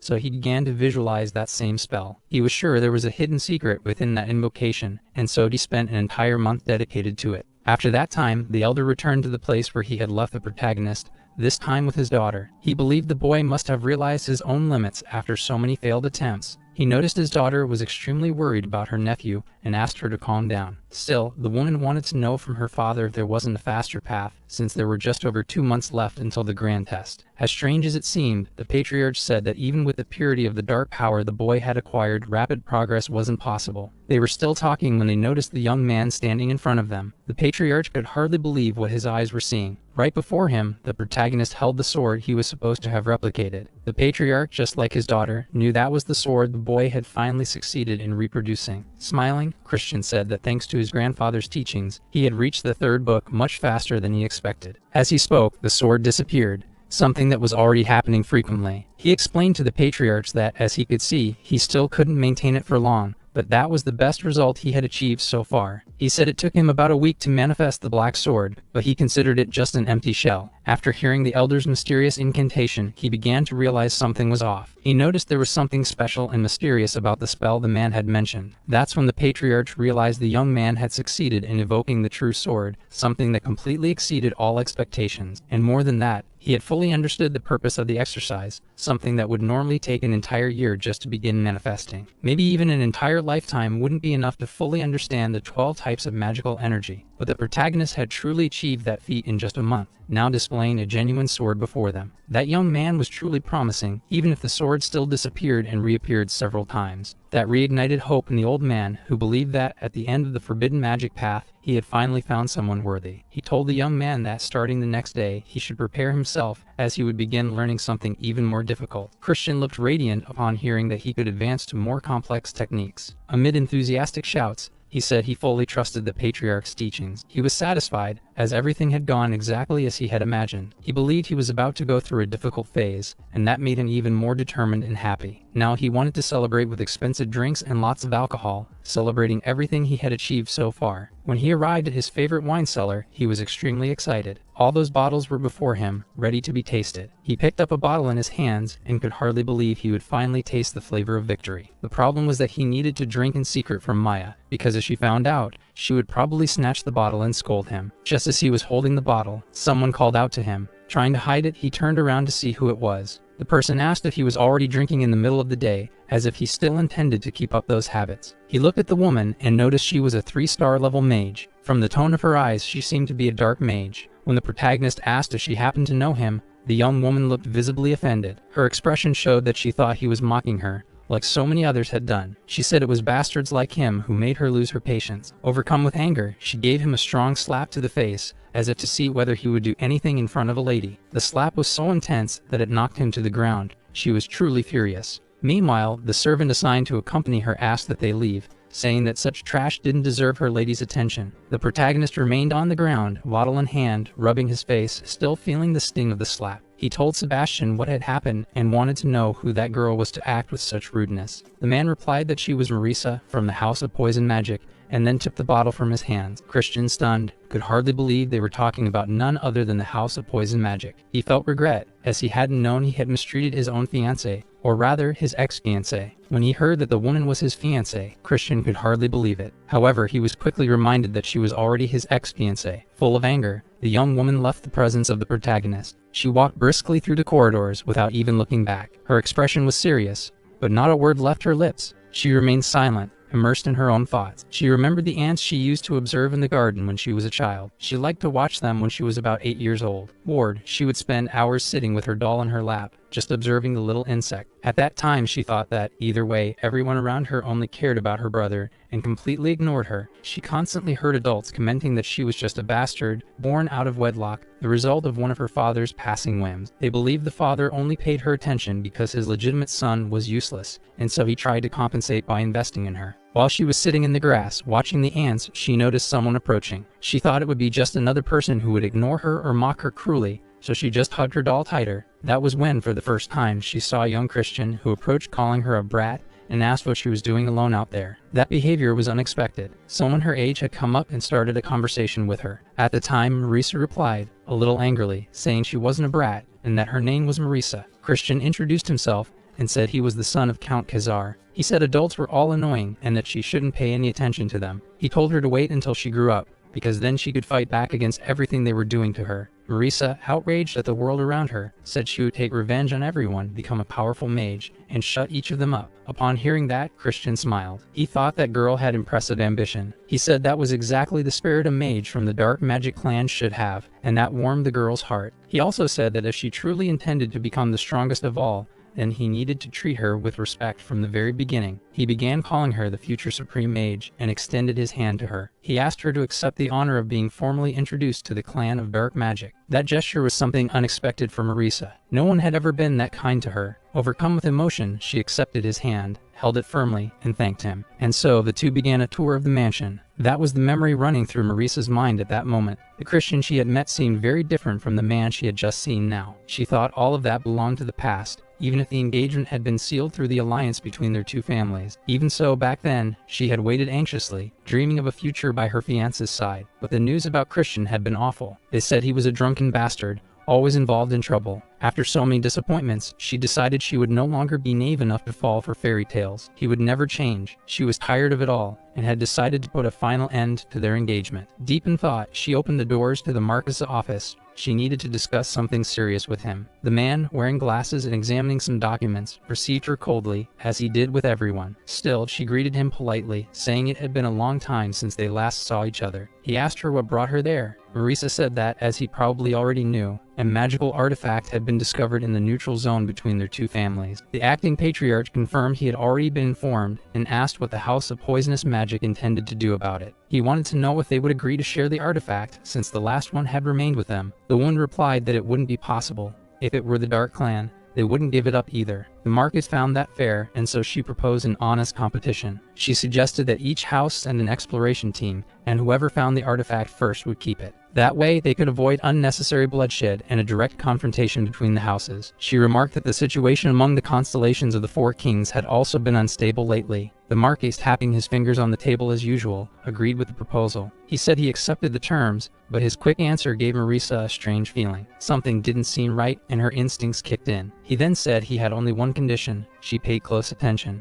The condition was that if the House of Poisonous Magic broke the agreement, they would lose not only that artifact, but also the previous one. Marisa was intrigued. How could he claim they would betray the agreement? He replied by saying that her house specialized in poisons and treacherous traps, and that naturally raised suspicions. It was a provocation, a verbal trap meant to throw her off and make her accept without thinking. And that was exactly what happened. Seeing that he already had the upper hand, the Marquis asked if she would personally lead the House of Poisonous Magic's team. She confirmed that this had been her plan from the start. He said that, in that case, he would finally see the famous little lady of 10,000 poisons in action. As she turned to leave, Marisa declared that she would await the rival clan's team on the day of the expedition. As she walked away, the Marquis simply watched her. His plan was nearly complete. He rose from his chair and slowly walked over to a game board set to the side. Gazing at the board, he already had all the moves in mind. He studied each piece's position carefully. That wasn't just a strategy game. It was a reflection of the lives of everyone around him. With a calculated move, he shifted one of the pieces. It was a play that would topple Marisa. At the same time, it would allow him to discard Jupian, who only had value when beside his brother. Since he was now incapacitated, the Marquis had managed to eliminate 2 targets with a single move. He toyed with everyone's lives as if they were mere pawns on his board. He believed he had prepared the perfect stage for his spectacle. 2 months had passed since that conversation, and the seasons had changed as well. While Christian intensified his training, the paths of many others also began to shift in new directions. Someone was struggling with a heart full of confusion over an old love, and that person was Marisa, shaken after seeing Christian. The loser of the competition had been cast aside,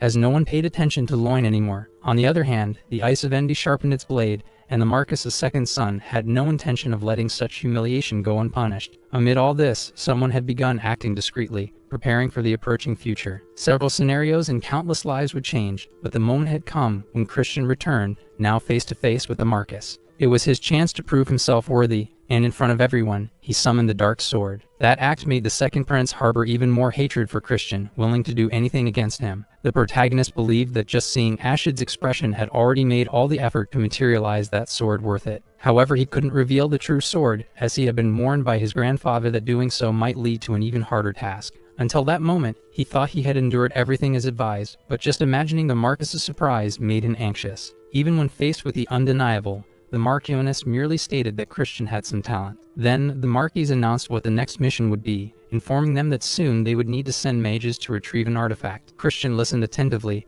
and thought it would be easier to just go look for the artifact, asking if he should go alone. Marcus then clarified that he would be part of the troop led by the second princess, Jupine. He also said that the mission originally belonged to Loin, so Christian should consider himself fortunate. He added that this was an honor, as Christian was above the required level for that specific task. The protagonist simply thanked him for the new opportunity, turned around, and began walking without hesitation. However, the Marcus's second son remained concerned about the possible attention Christian might attract. A man near him said it wasn't time to worry, as there were no concrete reasons. Everything was going according to plan. He revealed that he had a strategy, and everything was progressing as expected. They only needed to wait for the right moment. Upon leaving, Christian believed he would be sent on a high-risk mission, but everything seemed much simpler than expected. He reflected and remembered that the mission originally belonged to Loin, or at least that was what the Marcus had told him. He began to think more clearly and tried to recall what had happened in the original timeline. If things had unfolded as before, Loin would have been assigned to that mission, not Christian. However, during the Great War, Loin was never mentioned again, which made doubts begin to surface in his mind. He then remembered an old story he had heard a long time ago. In his past life, back when he was still Chris, he used to stroke a talking fox to get information from her. The fox refused to speak unless Chris gently brushed her fur. After giving in to her request, she told him about a conflict over an artifact between the Dark Magic clan and the House of Poisonous Magic. At the time, the conflict didn't gain notoriety outside the circles involved, even with the complete destruction of the Dark Magic clan's troop. The Poisonous Magic House also suffered losses, but both sides silenced the event for unknown reasons. What mattered was that the incident had been the seed of a great calamity. The protagonist back then wanted to understand the case better, and the fox explained that everything started with a patriarch. He met a tragic end at the hands of his own son, the Marquis Langham. If not for that, the Demon King wouldn't have conquered the Dark Magic clan so easily. In the end, Christian concluded that during that event, the amulet had triggered the beginning of the era of ruin. The Dark Clan's troop was completely wiped out, and instead of Loin being among the dead, now fate would be altered. In Loin's place, it would be Christian who became a pawn in a conspiracy, stabbed in the back. The name of the eldest son of House Khazar was now involved, and that's why the mission seemed far too simple. The Marcus had done everything on purpose so Christian would accept becoming part of an intricate conspiracy. Even so, he still lacked concrete proof, so acting rashly would be an extremely risky mistake. Besides, he was only a 3-star mage and doubted his ability to take immediate action, but he would remain alert. He was about to leave when a female voice asked him to wait,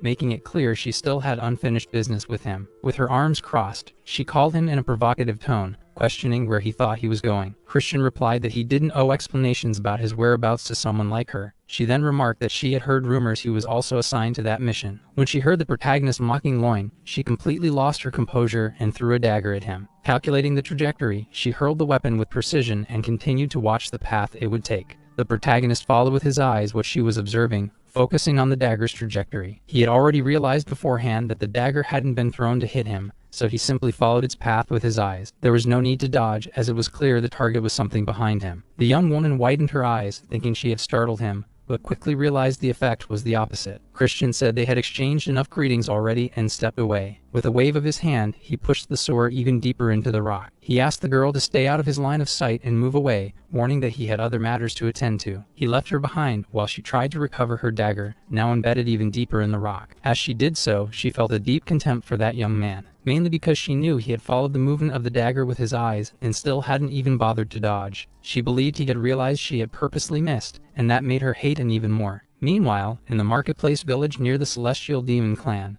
the protagonist was strolling through the streets without a care. As soon as he could, he grabbed a mug of beer and opened his mouth wide, as if he could already taste it. However, he was pulled by someone who placed a hand over his mouth, preventing him from drinking. The only thing they allowed him at that moment were a few rounds of a luck-based game, which he had always enjoyed. This happened as an act of revenge, since the waiters had refused to serve him any drinks, forcing him to settle for a few skewers. He wished he could spend the rest of his life just eating and resting, as it had been a long time since he'd taken a break for himself. While eating, he thought that the shop of that one guy should be somewhere nearby, maybe on a side street, but he soon realized that before moving on, he needed to shake off someone who had been stealthily following him. At first, he believed they were subordinates of the Marquis, but he was in for a surprise. He barely noticed when a hand emerged from an alley, covered his mouth, and pulled him in abruptly. He was dragged by feminine hands into the alley, while the person tried to keep them quiet. She simply pointed in the direction she wanted him to go, asking that he trust her somehow. Looking up, he saw that the person had long hair and striking green eyes. Right after, she told him to be careful, saying he was being followed,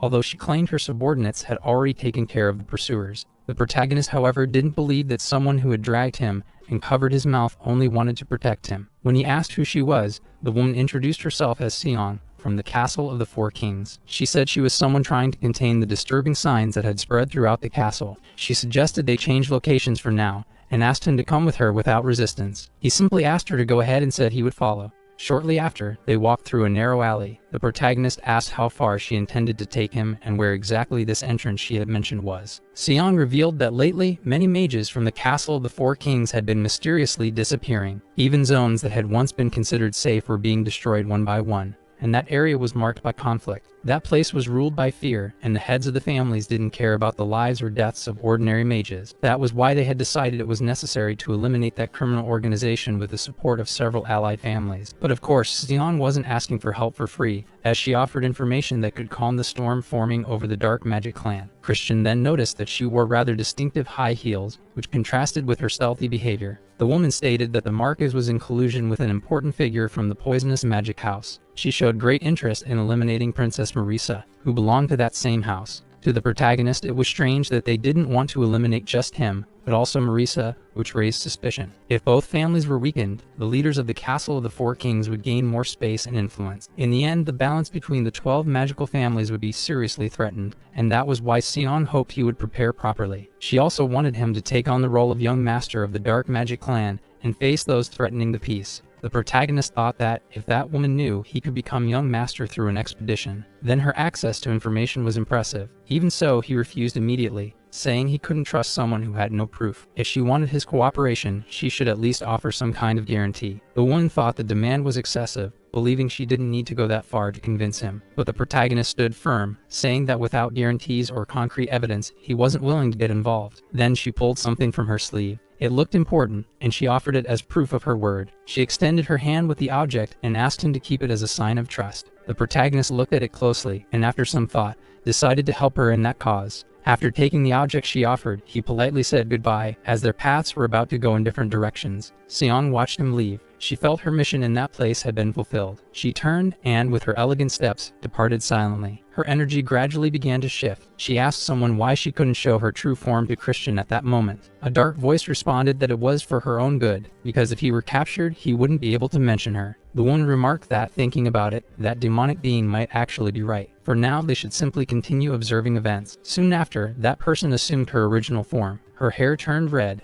and her eyes gained a violet hue. She was Idrain. Meanwhile, the protagonist continued his stroll through the city, as he needed to find something specific. His eyes rested on the card he had received as a sign of trust, and he was completely ecstatic. That was truly a gift from the heavens, and it had come at a perfect time. It was a pass to the Shadow Auction, a secret black market that sold smuggled artifacts and rare animals, accessible only to nobles or wealthy individuals with verified identity. He remembered how difficult it had been, in his past life, to obtain a card that granted access to that market. Now he had one in hand. He didn't recognize the name mentioned on the card, but recalled what was said about the Marquis being in collusion with an important figure. He still didn't know exactly who that mysterious person was, so he couldn't trust her too much. For now, the best thing to do was prepare cautiously for whatever awaited him in that place. So he asked someone nearby if it was possible to send a carrier pigeon. After receiving confirmation, he began to write a letter that would be sent to someone he still didn't fully trust. As soon as the bird's owner received the note, he prepared it properly for delivery. Shortly after, the protagonist watched the bird take flight with his letter. Soon, measures would be taken. He felt relieved as everything was ready,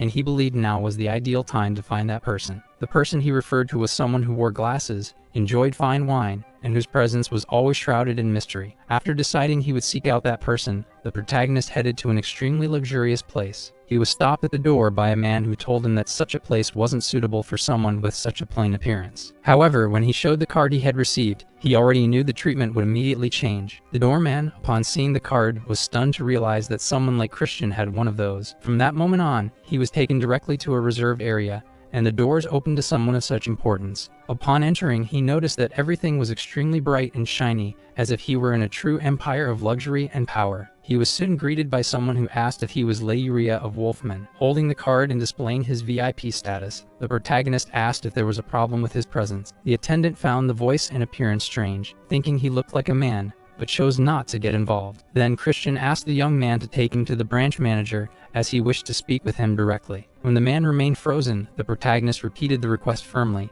demanding to speak with the branch manager. While waiting to be received, Christian sat comfortably on one of the available sofas. He watched the attendant walk away, saying he would return shortly with the person in charge. He noted that everything there was top tier, just as one would expect from the Rodolph Goods Guild. The Rodolph Guild was one of the largest in the empire, rivaling even the Union Servants Guild, so influential that it controlled entire black markets. While waiting, the protagonist thought that if even Rodolph couldn't help him, then no one else could. Soon, the auction house manager and also the leader of the Rodolph Guild appeared and introduced himself as Rubid. After introducing himself, he calmly sat down, wanting to know the reason the young man had asked to meet him. He was then surprised when Christian stated he wanted to be taken to the ruins. Rubid was completely stunned upon hearing that, and the young man insisted, asking if he didn't know Ruin. The manager replied that he did know her, that she was the master of the Servants Guild, but said that not even they could summon her easily. Christian looked at him with suspicion and stated that the woman he was looking for was standing right in front of him. Rubid tried to dodge the subject, saying he didn't understand what he was talking about,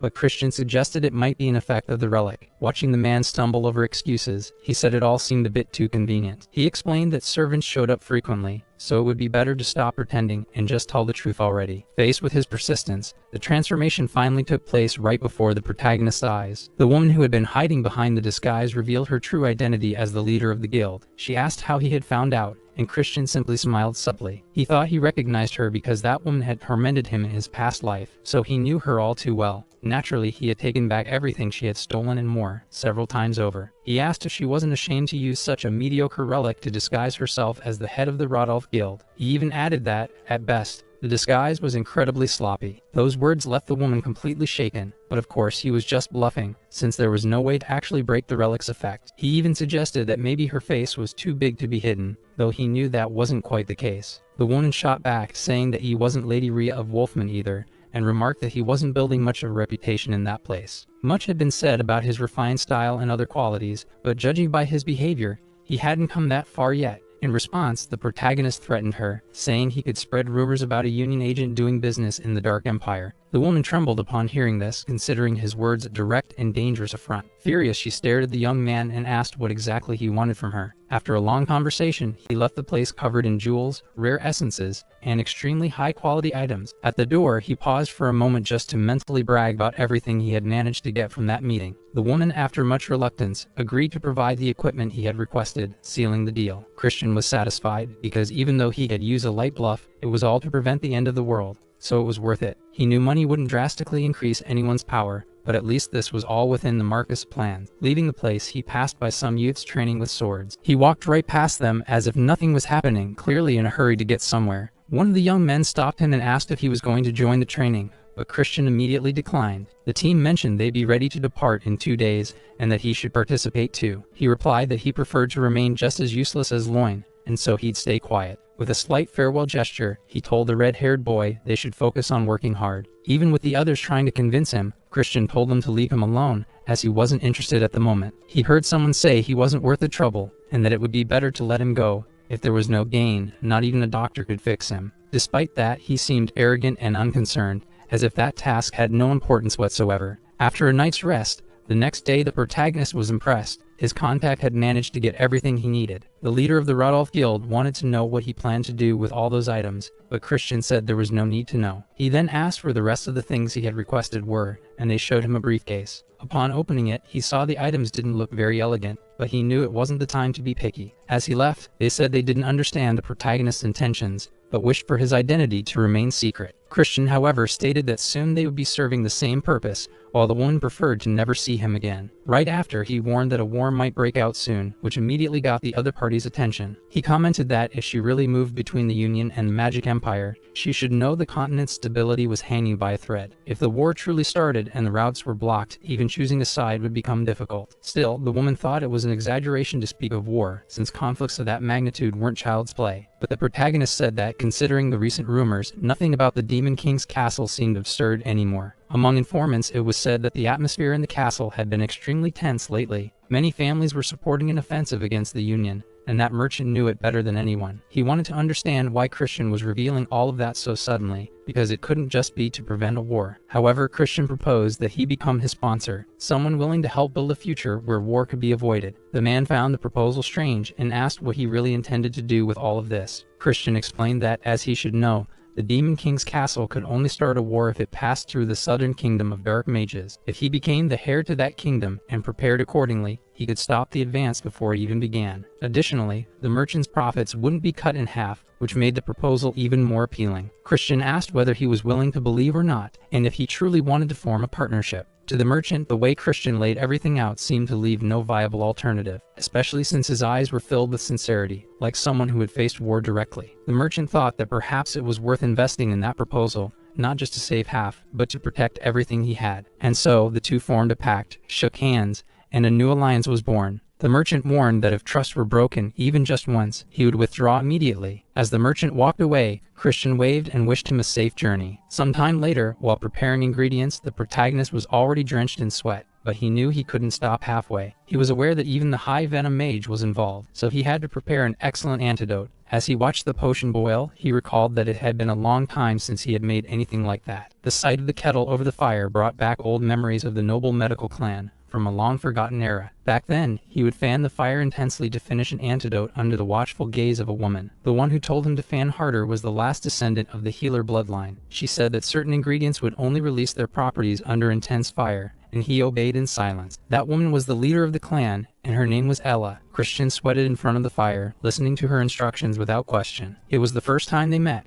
still during the First War, right on the battlefield. Even though she was young, she had to fight, because the Demon King had exterminated the Healer clan. Since the clan was considered the best among the 7 great clans, it became a prime target for annihilation. At that time, Ella was in danger and couldn't even escape the Demon King's blade. She was gravely wounded, and the antidote he was preparing was meant to try to save her. She was the one who taught the protagonist, in his past life, how to properly make the potion, but he had no hopes, no expressions. He just followed her instructions mechanically. Ella thought he was truly impressive, since a single explanation was enough for him to learn. She felt sad to have met him only at the end of her life. The young man would say that what people called sacred was nothing but a thief of things. Ella thought he was insolent, and even after being attacked by the Demon King, he was still breathing thanks to her medicines. She felt guilty for lying in bed while the world was falling into chaos and destruction. She mourned the end of her clan and the breaking of the healer lineage. Christian, fanning the fire, thought the same. Even so, he said there was nothing more useless than clinging to the past. She needed to focus on recovering, because there was still work to be done. The woman placed her hand on a stack of books,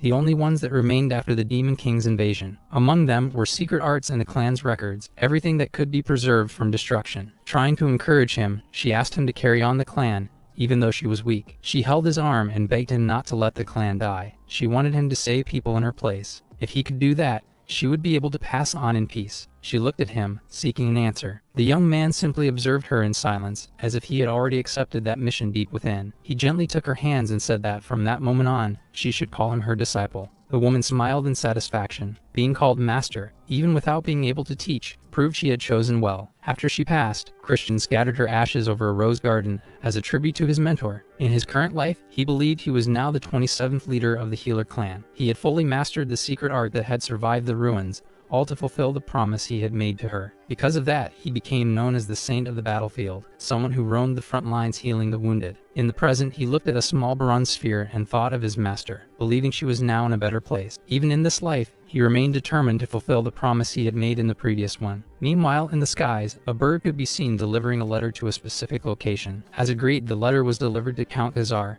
who was pleased to finally receive some news. His son had gone a long time without any direct contact with the family. He already knew through his daughter that the boy had succeeded in obtaining the Black Blade. After reading the letter, he found everything his son had written rather curious, but understood that he had to fulfill all the requests. He called his butler and said it would be necessary to prepare what had been requested. In the mountains at the border between the Dark Clan and the Poison Clan, the day of the expedition had finally arrived. As expected, Christian was the last to arrive, but even so, he raised his hand and announced that he would go alone. He declared that he felt more comfortable acting independently. Furthermore, upon observing the surroundings, it was evident that the Poison Clan had already done a preliminary sweep of the area. He was informed that this was a zone where Class 4 or higher demonic beasts frequently appeared. Christian, however, had a different view of what this mission truly meant. He carried with him a vial containing capsules of an antidote far more effective than the ones offered by the clan. A girl commented that she had already taken her version and didn't need another, but Christian stated that his was superior. He warned her to take the antidote immediately, before it was too late. As he spoke, his ex-fiancée approached the location, still visibly irritated, and noticed that the two didn't seem to get along. The girl then attempted to start a direct argument with the poison princess. She mentioned that she had arrived more than an hour ago,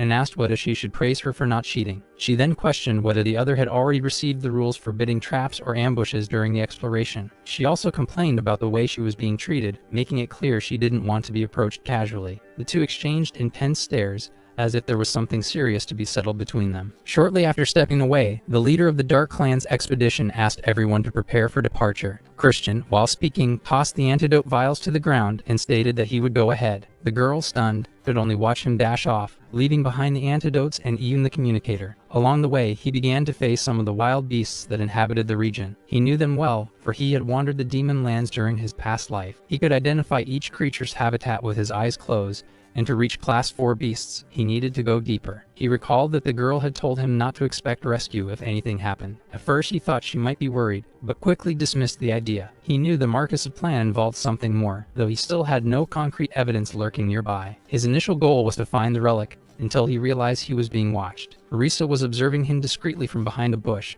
but couldn't stay hidden for long. Christian noticed her presence immediately and called her by name. The two remained silent for a few moments. She didn't know what to say after being caught spying. He, in turn, said that maybe he had followed the Poison Clan's route by mistake and apologized. Even suspecting the lie, Marisa told him he should be careful. Christian realized that the young woman was worried about him, but remained with his back turned for a while. Suddenly, his eyes widened. Something came to mind, and he realized there was another reason to be concerned with Marisa. The Marcus intended to harm her, and now he wondered who in the Poison Clan had enough power to make that happen. Curious, he decided to ask a question and requested that she answer him sincerely. Marisa quickly turned and for a moment thought he was going to talk about their engagement. However, what he asked was whether she was an illegitimate daughter and whether she was hated within her own house. The young woman was deeply hurt, for she knew he already knew the answer and only wanted to provoke her. After reflecting for a moment, Christian realized he had gone too far. When he tried to apologize, mentioning that she reminded him of Rudy, Marisa was already consumed by rage. She fired a blast of poison in his direction and ordered him to stay away. She pointed her finger at him and demanded a formal apology. Christian's eyes widened as he realized she truly expected remorse. The number of vials she carried suggested that this wasn't just about a family dispute. He needed to find out who was behind all of it, because Marisa would remain in danger even within her own clan. He decided to buy time until possible reinforcements arrived and asked if she wasn't violating the rules of the expedition. The girl became furious and demanded that he repeat what he had just said. Christian simply pointed to a tree behind her. There were poison marks on the trunk, clear evidence that the attack had come from her. With that, the Dark Clan could claim a rule violation and easily obtain the relic. He asked Marisa if he was wrong, and even though she was irritated, she admitted he wasn't. However, she stated that he should be punished for insulting her family and grabbed more vials of poison. She said it represented her frustration over the broken engagement and asked if he thought that was self-defense. Without hesitation, she threw all the vials at him at once. Christian simply widened his eyes upon realizing he was about to be hit by all of them. He quickly crossed his arms in front of his face to protect himself from the direct impact. In the middle of the green, toxic mist that now filled the area, he dropped to his knees and began coughing violently. Marisa, satisfied to see him kneeling, said that was her blue flower. With just a snap of her fingers, she could activate the poison already circulating through his veins and demanded that he apologize properly. She said she wanted to see him beg for his life and grabbed 3 more vials of the same substance. She hurled the 3 vials all at once, since he was taking too long to humiliate himself before her. The poisonous mist completely engulfed the area, and he was no longer visible through the smoke, until a hand emerged from the green fog and swiftly grabbed hers. Christian stood up and looked directly into Marisa's eyes. In that moment, he said that maybe he wasn't capable of begging for any reason at all.